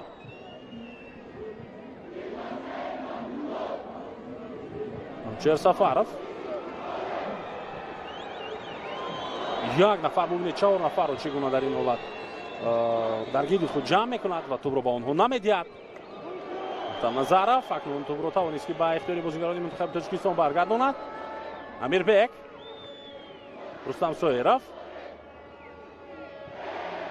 аз як тараф набудани дарвозабон акнун дар идомаи ин бозӣ метавонад мушкилӣ эҷод кунад барои тими мунтахаби мо. албатта дарвозабони асосӣ, ҳарчанд моло дар хатти дарвоза Мурдин Ҳасановро дорем.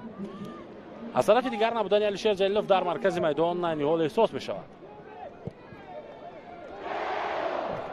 вақте ки ӯ дар майдон буд, идора кардани тӯб аз ҷониби бозигарони мо ҳадяқал дар ҳамин бозӣ хуб ба назар мерасид. қоидаи бозӣ вайрон мешавад муқобили Шервонӣ Мабадшоев.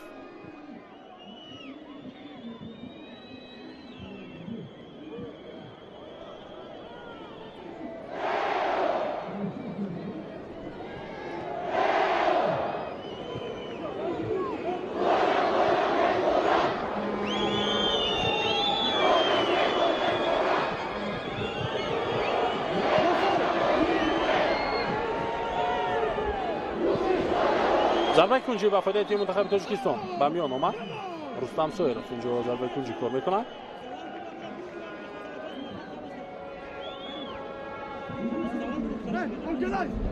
дар қисми дуюм бархурдҳои бозигарон инҷо тағйир меёбад.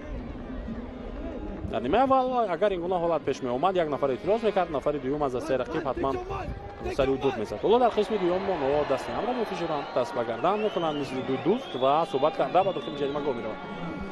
эҳсони панҷшанбе, зарбаи ӯ аз кунҷи майдон, аут ба фоидаи мунтахаби мо.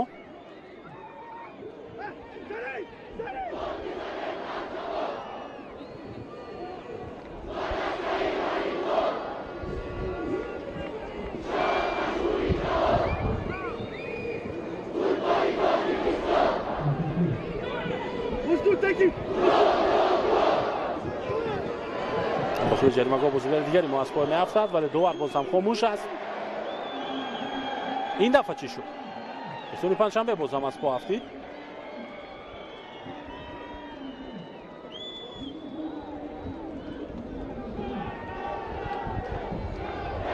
аз пӯш зарба зад ба эҳсони панҷшанбе бозингари мунтахаби Афғонистон, аммо хуб ин ҳолат қоидавайронкунӣ ҳисобида нашуд. Ахтам Назаров тӯбро зад ба бозӣ медарорад. эҳсони панҷшанбе бисёр зебо дар ихтиёри худ тӯбро нигаҳ дошт. баъдан аз по афтид. хулоса пас аз тақрибан 15 дақиқа пушти саржан аз оғози қисми дуюм оҳиста-оҳиста бозигарони мо ба бозӣ бармегарданд. нобаста аз ин ки як нафар камтар ҳам ҳастем дар майдон, аммо ба бозӣ бармегарданд бозигарони мо ва тӯбро акнун аз ин дида бештар кӯшиш мекунанд ки дар ихтиёри худ нигаҳ бидоранд. Амирбек пасиу бақӣ ба Ваҳдат Ҳанонов. ҳоло садои шакиловарро мо мешунавем. шояд кадом як бозингари дигар дар ин ҳолат бозам осеб гирифт.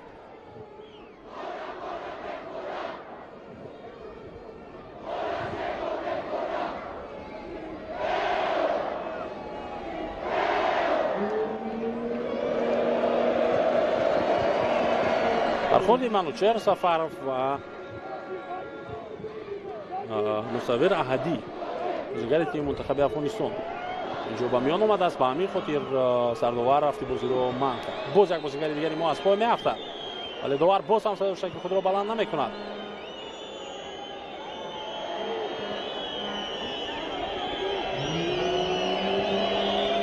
рақобат идома меёбад. ин дафъа чӣ шуд? ҳанӯз ҳам Шервони Мабадшоев ба по барнахистааст ва чунин ба назар мерасад ки осеби ӯ ҷиддӣ ҳам ҳаст.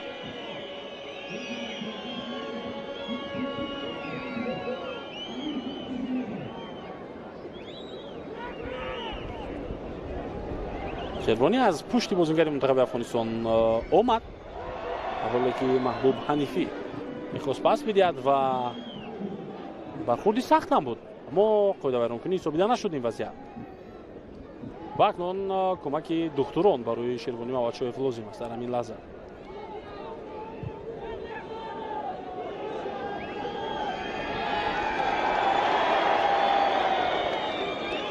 мусави аҳати дар экранҳои мо шумо қарор дорад. бозингари шумораи 7 аз ҳайати мунтахаби Афғонистон. дар нимаи аввал ҳамин гуна шуд дӯстони арҷманд ки бозингарони мо то дақиқаи 27 ба задани 2 гол даст ёфтанд ва баъд аз он кам бозингарони тими мунтахаби Афғонистон фаъол шуданд ва дар дақиқаи 37 яъне пас аз 10 дақиқа Ҷамшед Асикзай аз зарбаи ҷаримавӣ истифода бурда гол зад. дар ҳоле ки дар дохили ҷаримагоҳи мо дифогарони мо қарор доштанд: Зоил Ҷурабоев, Аҳтам Назар, Ваҳдат Ҳанонов, хуб Манушер Сафаров ва бозингарони хатти нимиҳоя ҳам ба онҳо кӯмак мекарданд ва хуб аз ин имконияти худ истифода карданд бозингарони тими мунтахаби Афғонистон ва ҳисобро тағйир доданд 2-1.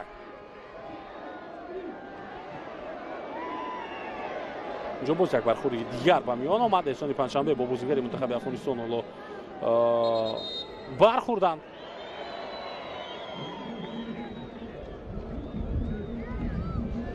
шояд довар аз кӯмакдовар бипурсад ки чӣ шуд.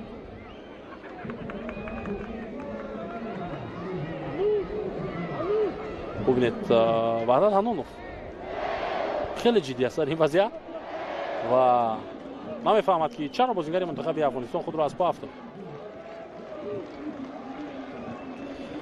бозӣ идома меёбад. ҳуҷуми навбатии мунтахаби Афғонистон бартараф карда мешавад. соли панҷшанбе бисёр зебо тӯбро дар ихтиёри худ қарор дод ва қоидаи бозӣ боз ҳам бар муқобили ӯ вайрон мешавад. корти зард аз дасти довар ҳатто парида меравад дар ин вазъият ва корти зард ба Ҷамшед Асикзай ва муаллифи голи ягонаи мунтахаби Афғонистон дар ин дидор. ҳоло дода мешавад корти зард.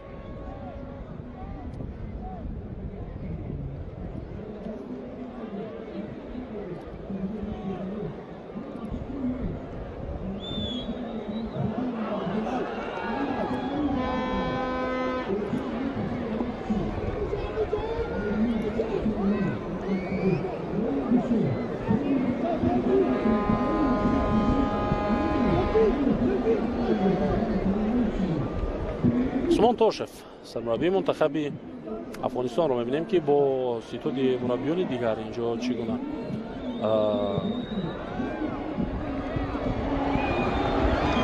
ҳоло машварат мекунад.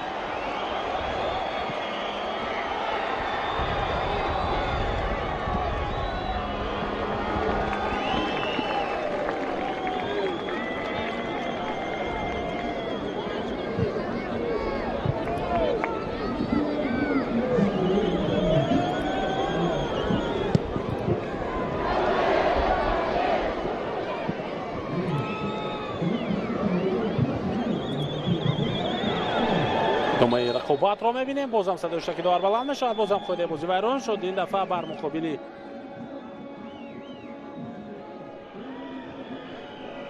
бозингари тими мунтахаби мо Шаҳром Самиев қоидаи бозиро вайрон кард.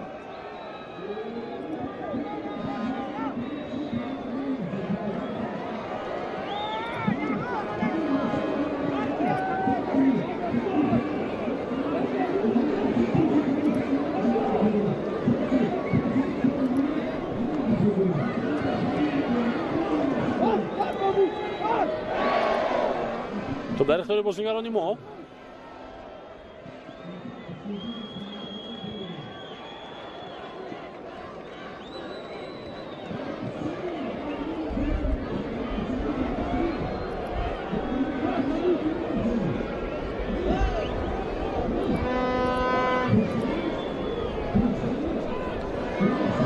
ادامه می‌یابد رقابت در قسمت میدانی منتخب افغانستان و بازیگران ما بیشتر کوشش می‌کنند که فشار بیارن. امیربک جوراباєв رو در اختیار خود тавониш дар ин ҳолат нигаҳ дошта.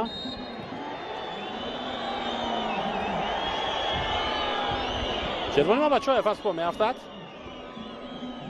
ва муқобили ӯ қоидаи бозӣ вайрон шуд.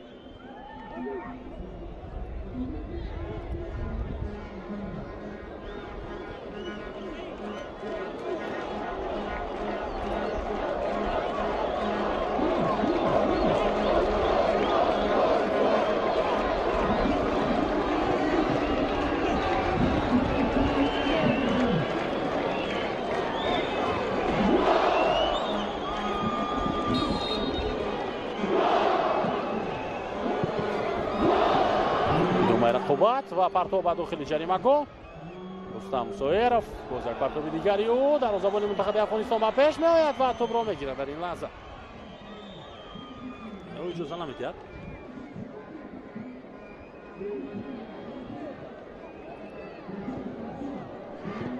ки бозигарони мо дар дохили ҷаримагоҳ дар ин ҳолат ба тӯб расанд.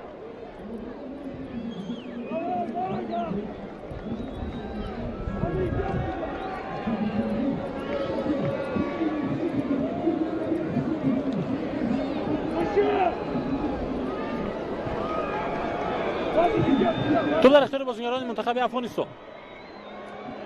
حمله نوبتی آنها را می‌بینیم. وحدت انانوف برمیگرداند ضربه را و ضربه کنجی نوبتی به فایده منتخب افغانستان.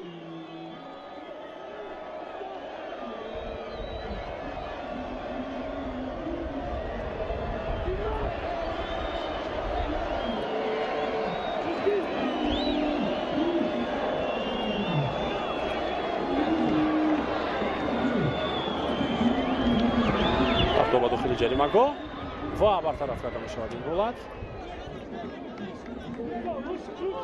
باز یک ضربه کنجی دیگر.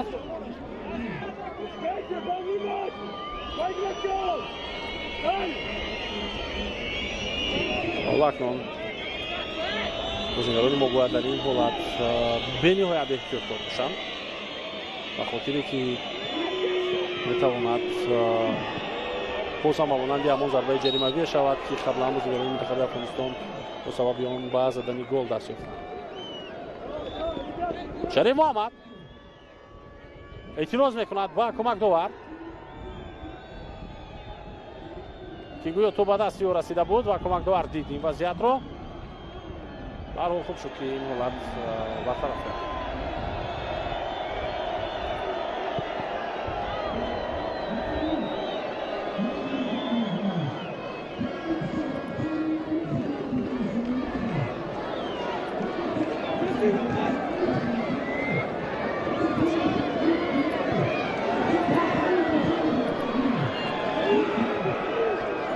احتام نظرف پس به احسان پنجشنبه ضربه در اجرای احسان پنجشنبه اما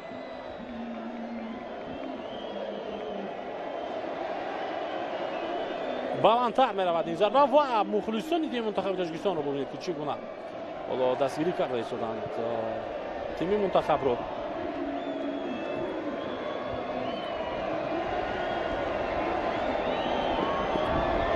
дар маркази майдон эҳсон бо топ қарор дорад дубора.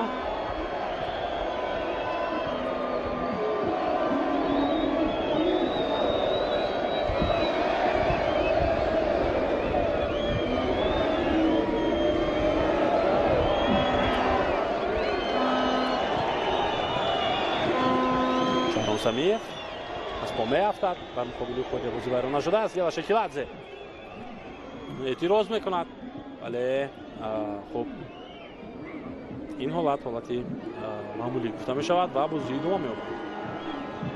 ҳуҷуми мунтахаби Афғонистон. Ҳамшир Сафаров қариб буд ки қоидаи бозиро вайрон мекард. пас ба канор Мусаввир Аҳатӣ, Амирбек Ҷурапоев, муқобили Амирбек қоидаи бозӣ вайрон мегардад. қариб буд ки бозингари тими мунтахаби Тоҷикистон тӯбро ба ихтиёри худ медаровард. اما بر مقابل او قاعده بازی ویران شد در همان حالت.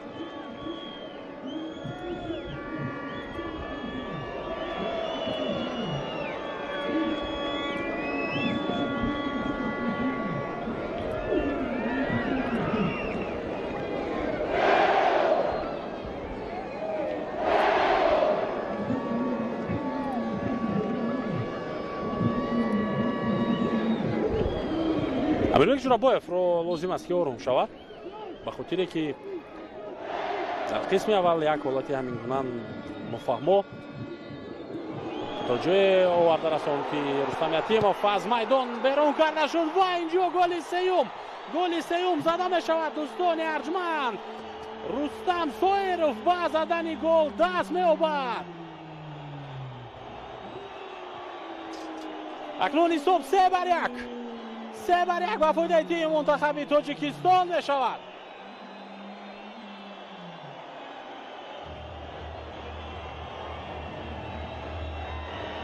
шодию нишоти мухлисони мунтахаби Тоҷикистонро мебинем ки ҳадду канор надорад.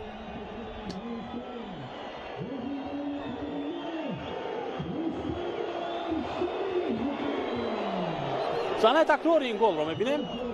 Манучер Сафаров тӯбро рост ба ҷаримагоҳ равон кард ва тӯб рост ба назди Рустам Соиров рафт.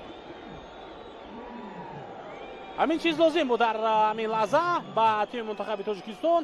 ҳамин гуна як паси дақиқ ба дохили ҷаримагоҳ ва як зарбаи хуб ба дарвозаи рақиб, то ин ки бозии мунтахаби Тоҷикистон пурра барқарор шавад ва бозигарони мо бубоварӣ бозиро идома бидиҳанд. ба хотири оне ки дар ҳоли як нафар камтар буданд, бозигарони тими мунтахаби мо каме бо тарс бозӣ карда истода буданд. хуб, тарсам фақат ба як хотир, ба хотири пеш аз ҳама эҳтиёт кардан ва аз даст надодани ҳамин бартарӣ. ҷои навбатиро мебинем. дар иҷрои бозигарони мунтахаби Афғонистон.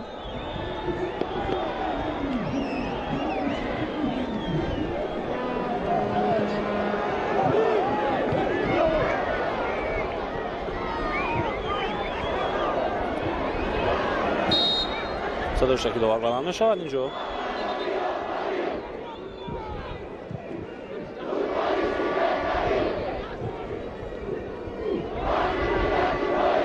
خود بازی برون کرده است.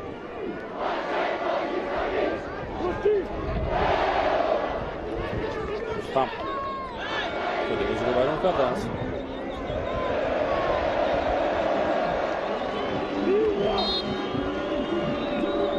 ولکن پرتاب به داخل جریمه‌گاه باید بازیگران ما ببینند این وضعیت رو و برای برطرف کردن یا مبارزه هم برند. منوچهر سفارov نه وحدت انونов بود این بازیگر که توپ رو زده از میدان بیرون کرد.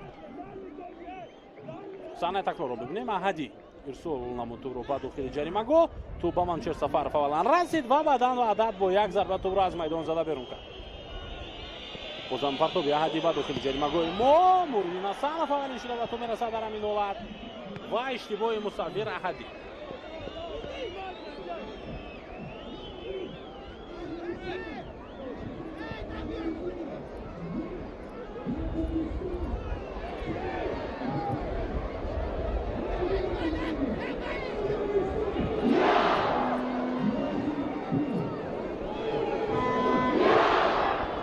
баъди задани голи сеюм ҳуҷумҳои мунтахаби Афғонистон паёпай шуданд. маслан вазъиятҳои стандартие ки дар қисмати майдони мо ба миён омад, хушбахтона бозигарони мо ин ҳолатро ҳам тавонистанд бартараф карда.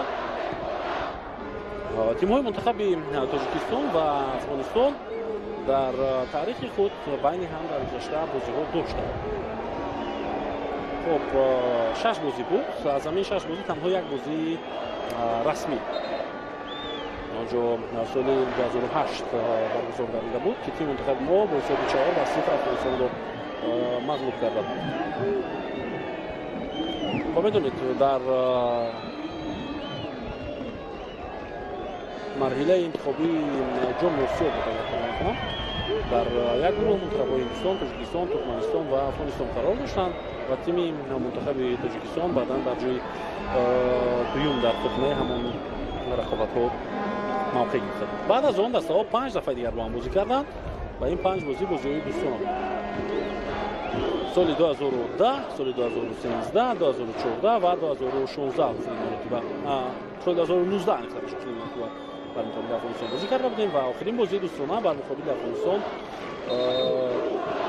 سال 2019 با حساب 1-1 با پایان رسیده بود. آن بازی در ورزشگاه مرکزی شهر دوشنبه در شاهدی 13500 نفر مخلص رویداد بود. تغییرات در هیئت تیمی منتخبی افغانستان. سر سعادت از میدان گرفته می شود. محمد نعیم رحیمی با میدان میبارد جلو تحت شماره 15 و تغییرات دیگر هم هست. جمشید سیکزای مؤلف گل از میدان گرفته می شود. یما شیرزود با میدان وارد می شود. بازیگر شماره 17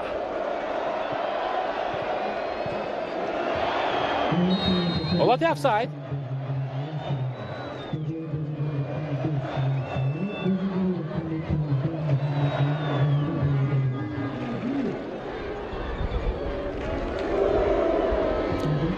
در این وضعیت بازیگر منتخبی افغانستان در حالت افساید قرار داشت.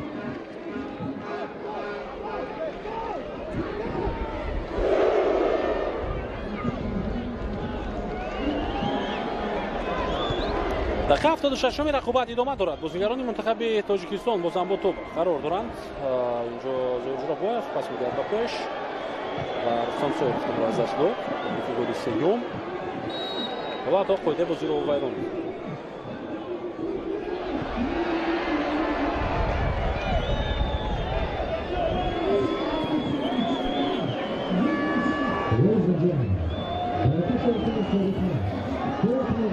هجوم نوبتی رو می‌بینیم. شیروانی مابچاєв با توپ قرار دارد. شیروانی از سه نفر توپ را می‌گذراند ولی خودش گذشته نتوانست. بر مقابل خودی و قاعده بازی ویران گردید و دوباره بازم کورتی زرد می‌زد. این دفعه با ذوالفقار نظری کورتی زرد داده می‌شود به خاطر این قاعده ویرانگونی که او داشت.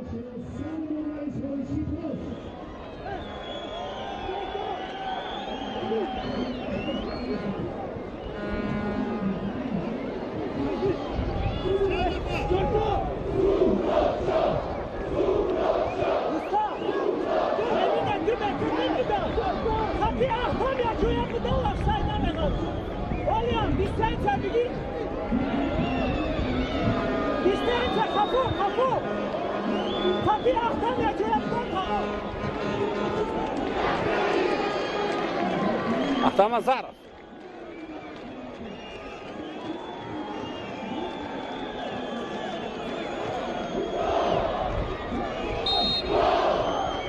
سلی پنجشنبه هم در نتیجه قرار دارد اما احتمال ضربه خواهد زد. ضربه در اجرای و تو بعد اوری دفاعی ساخته بازیگران منتخب افغانستان برمیخورد.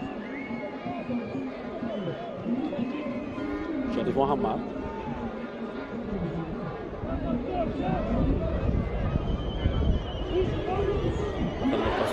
و بازیگری نوبتی بازیگر منتخب افغانستان احدی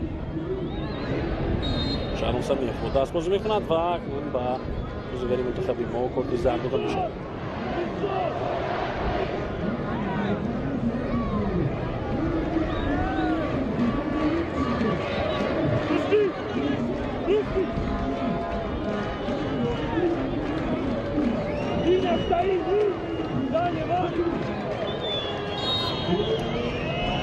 وضعیت سنتی نوبتی بازم پرتاب به داخل جریمه گل. ضربه توپ دور و قریب بود که توپ به دروازه وارد نشد. نوریدین حسنوف اگر یک کم دیگر به اهمیتی میکرد اینجا گل دوم منتخب افغانستان با احتمال زیاد به میان میآمد. اما در آخرین لحظه نوریدین حسنوف توپ را از میدان زده بیرون کرد. سمیر احدی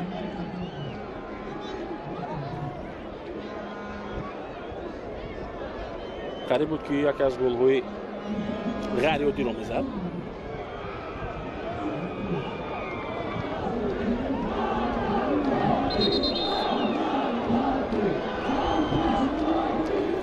تو این دم از منتخب افغانستان 4 بازیگر کارت زرد گرفتند.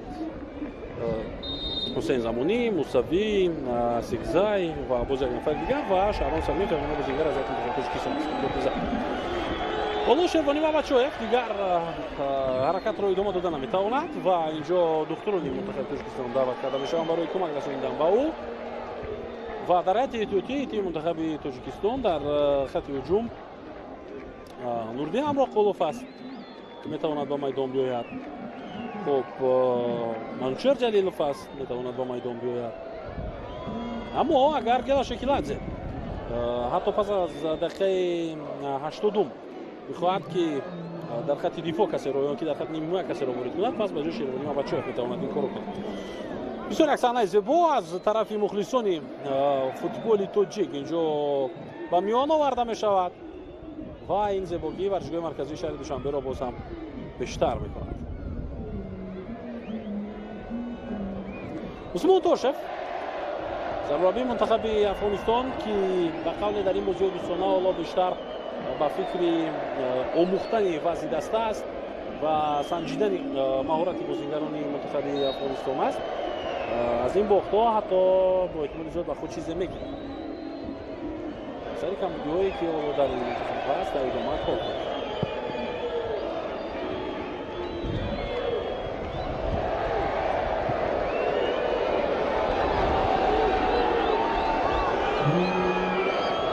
Рустам Соиров то охир талоши худро идома дод барои тӯбро дар майдон нигоҳ доштан, вале ӯ муваффақ намешавад.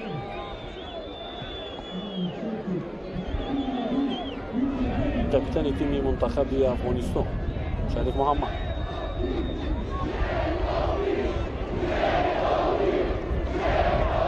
бо камеоса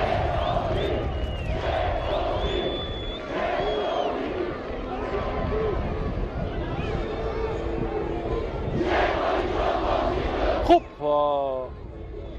аз зати эҳтиётии тими мунтахаби Тоҷикистон Содиқҷон Қурбонов бозигари шумораи 12 дифоъгар ҳоло омода шуда истодааст барои ба бозӣ омадан ва бо эҳтимоли зиёд Шекиладзе Содиқҷон Қурбоновро ба ҷои Шервонӣ Мабачоев ба майдон меорад барои хати дифоъро пурхоҳаттар кардан. ҳамлаи навбатии Афғонистон инҷо офсайд набуд. кӯмакдовар Барахши худро аллакай баланд кард ва офсайд.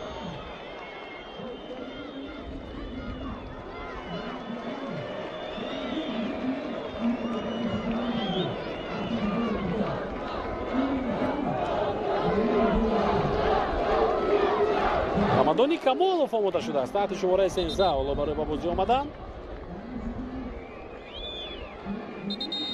ва ҳамчунин Нуриддин Амроқулов.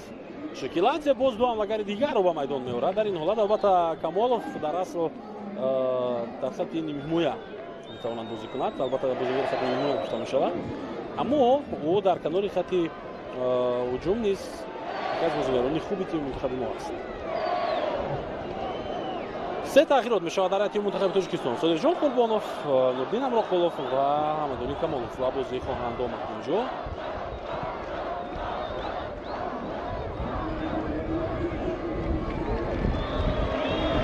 Шаҳром Самиев муаллифи голи дуюми тими мунтахаби Тоҷикистон дар бозии имрӯза ҳоло тарки майдон мекунад. ба ҷои ӯ Нуриддин Амроқулов ба бозӣ мебарояд.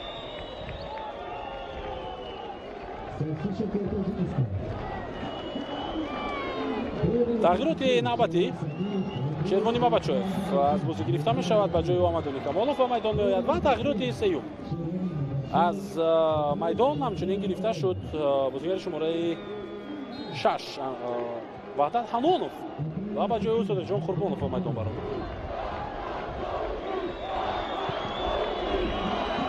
акнун рақобат идома меёбад.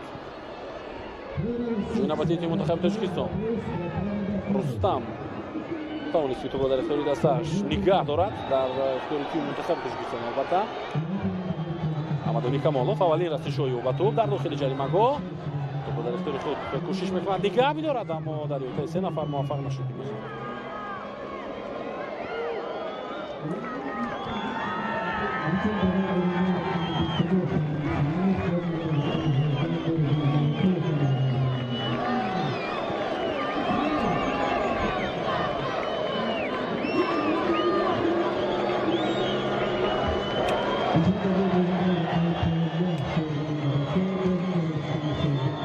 Мусаввир Аҳадӣ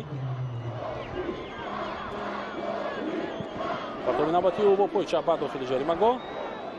дифоъгарони мо бояд дарҳол мавқеи худро бигиранд. валакин дар хати дифоъ дигар Ваҳдат Ҳанонов не зарбаи навбатӣ хеле хавфнок. ту баландтар аз дарвозаи Муруддин Ҳасанов рафт و با احتمال زیاد به دستی دروازه‌بان هم رسید.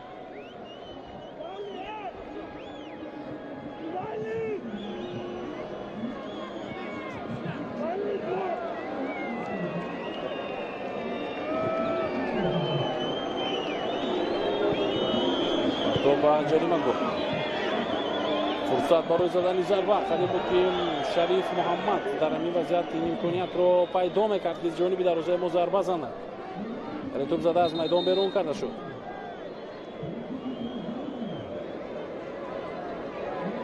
این هم ضربه که چند لحظه پیشتر زده شد.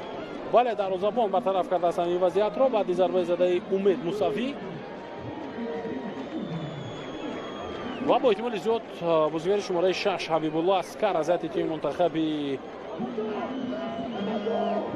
افغانستان ترک میدان خواهد کرد، یعنی با جای بازیگر دیگر از اتیاپی با میدان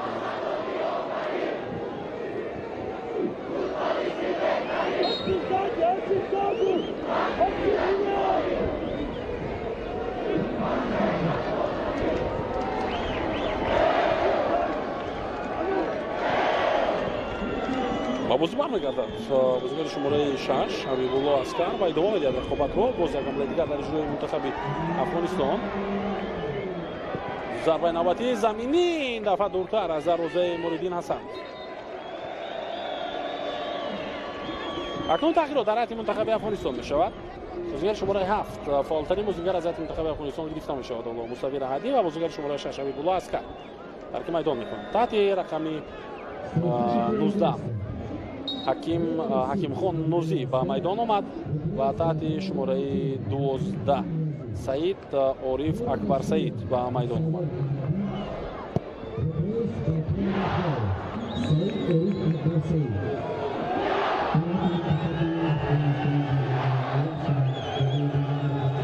اوت رفت منتخب افغانستان. حکیم خان نوزی در کنار شما به میدان آمد.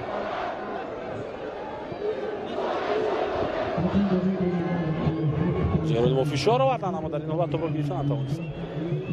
خب اکنون بازی تیم منتخب تاجیکستان در سال 2024 با همین به پایان میرسد. تقریبا یک ماه و 10 روز دیگر منتخب ما هرچند از سال 2024 وقت مونده باشد هم بازم دیگر بازی دویر نخواهد کرد. اینجا خالی بازی بیرون شد اما تو در اختیار بازیکنان منتخب افغانستان باقی ماند و دوباره اجازه بود که هجوم ادامه بیابد.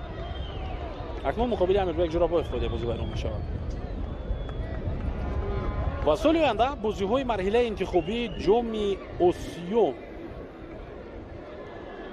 برگزار خواهند گشت. سال 2025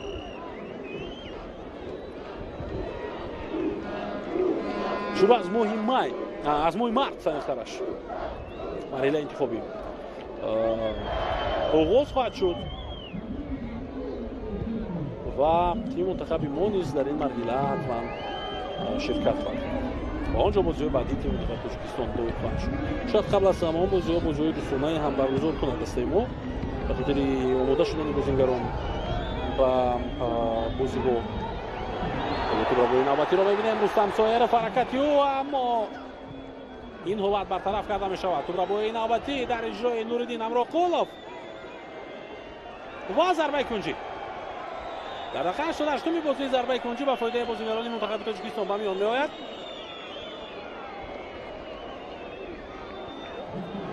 رستم سایر تو از خود کم دورتر سر داد و همین چیز سبب شد که ذوالفقار نظری فرصت بیابد و توپ را به اختیار خود بگیرد. احسان پنجشنبه پسی او احتم نظرف احسان پرتاب احتم نظرف و داخل جریمه گل فرصت برای زدن ضربه نوردین امراقولوف موفق نمی‌شود. ادامه هجوم منتخب تاجیکستان پس به زویر جورابایف پرتاب او به داخل جریمه گل و توپ در دست دروازه‌بان این دفعه.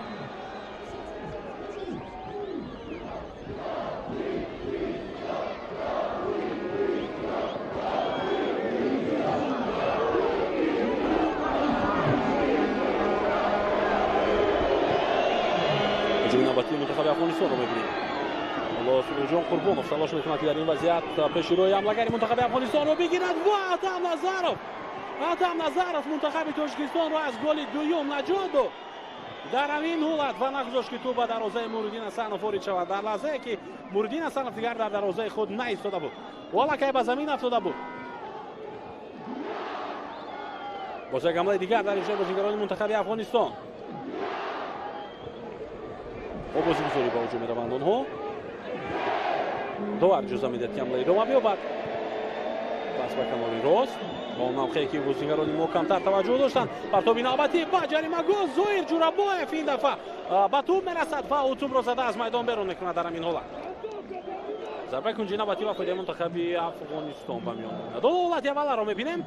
لحظه را که مورиддин Асанов تماما به سمت دیگر جایش کرده بود و ضربه در بازیگر منتخب افغانستان تماما جنوبی دیگر بود. رحمت اکبری ادامه هجوم منتخب افغانستان. بازیگران ما تلاش کرده ایستادن که در این وضعیت گل سر ندهند. وقت به پایان میرسد در این دیدار. حالا 5 دقیقه دیگر دوباره اعلام میکند و بازی منتخب‌های تاجیکستان و افغانستان در قسم اول 7 دقیقه اضافه شده بود. به خاطر که اونجا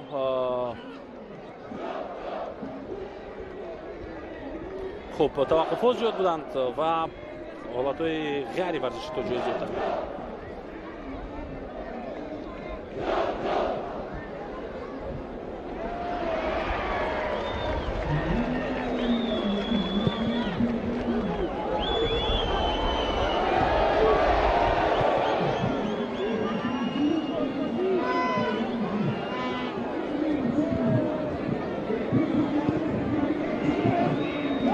Атам Назаров.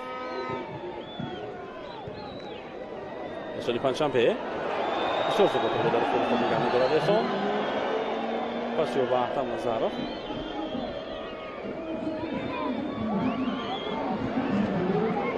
Зоҳир Ҷурабоев. Тӯбро дар ихтиёри худ нигоҳ дошта тавонист аз пои ҳафти дифоъгари мо дар ин вазъият зери фишори ду бозингар ва акнун ҳуҷуми ҷавобии мунтахаби Афғонистон. Манучер Сафаров қоидаи бозиро вайрон кард.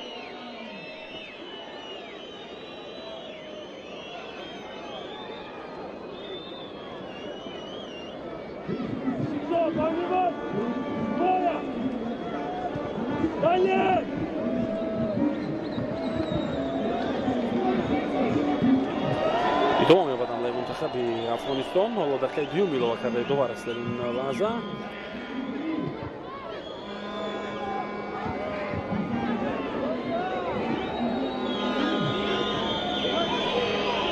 هجوم نوبتی را می‌بینیم در اجرای منتخب افغانستان و باز یک ضربه کنجی دیگر.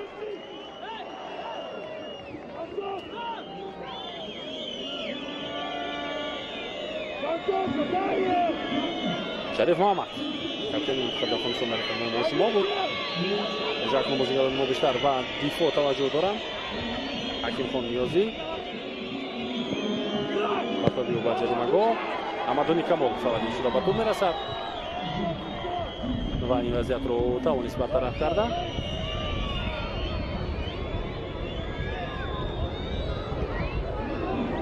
بازیگران منتخب افغانستان در چند دقیقه اخیر بازیشون تو جای فرق کننده بود و حتی قریب بود که آنها گل دوم را هم می‌زدند. باز یک حمله دیگر پرتاب به داخل جریمه‌گاه میتواند حالت مشکل برای مورиддин Асанов و دفاعگران ما به میان بیاید. Атам Назаров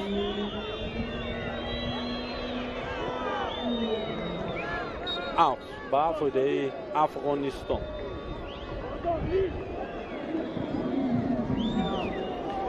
نگاه نکرده با بریدن باران مخلصان منتخب تاجیکستان در میدان میستند تا آخر تا اینکه یک جا با بازیگران این پیروزی را جشن میگیرند و شاید این غلبه را بچشند. از طرف دیگر این آخرین بازی منتخب ما در سال 2024 است و حق همین گونه مخلصان هم هست که دسته پیروز شود و یک جا با هم جشن میگیرند غلبه ها. پرتاب نوبتی به داخل جریمه‌گاه ما مورиддин Асанов اولی شده به توپ میرسد و ضربه کنجی نوبتی.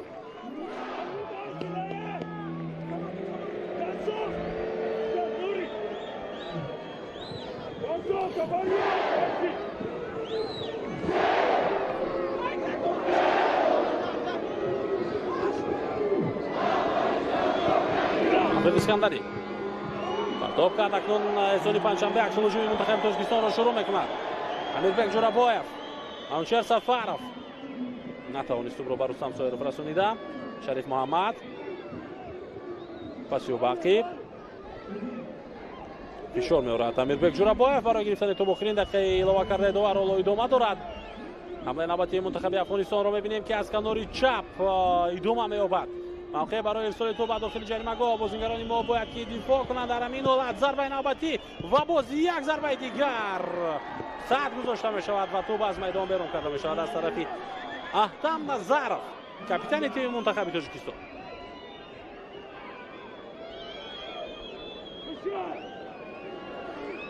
ғалабаи дуюми мунтахаби Тоҷикистон дар ду бозии дӯстонае ки дар шаҳри Душанбе баргузор шуд. Бо ҳисоби 4-0 бар муқобили Непал, бо ҳисоби 3-1 бар муқобили Афғонистон.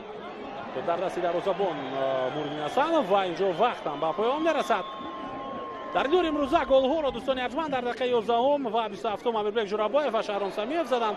Асекзай Ҷамшед дар дақиқаи 37 аз мунтахаби Афғонистон ва дар дақиқаи 70 Рустам Соиров ба дарвозаи мунтахаби Афғонистон гол зад ва ҳисоб 3-1 шуд. Табрик мегӯем ин ғалабаро ба кӯли мухлистони футболи тоҷик номас аз ин ки бозии дӯстона буд, вале як бозии муҳим барои тими мунтахаби мо дар поёни соли 2024 ва умедвор мешавем ки мунтахаби мо соли навро ки пас аз як моҳу 10 рӯзи дигар фаро мерасад бо ғалабаҳои паёпай ва бо бозиҳои зебову муҷаллои худ шурӯъ хоҳад кард ва бозиҳои худро идома хоҳад дод. Иномиддин Аҳмадзод бо ҷамъи ҳамкорони техникиам ин гузоришро барои шумо пешниҳод кардем. То дидорҳои дигар сарбаланду пирӯз бошед ва футболро дӯст доред ва ҳамеша футболбозони тоҷикро дастгирӣ кунед. Хайр.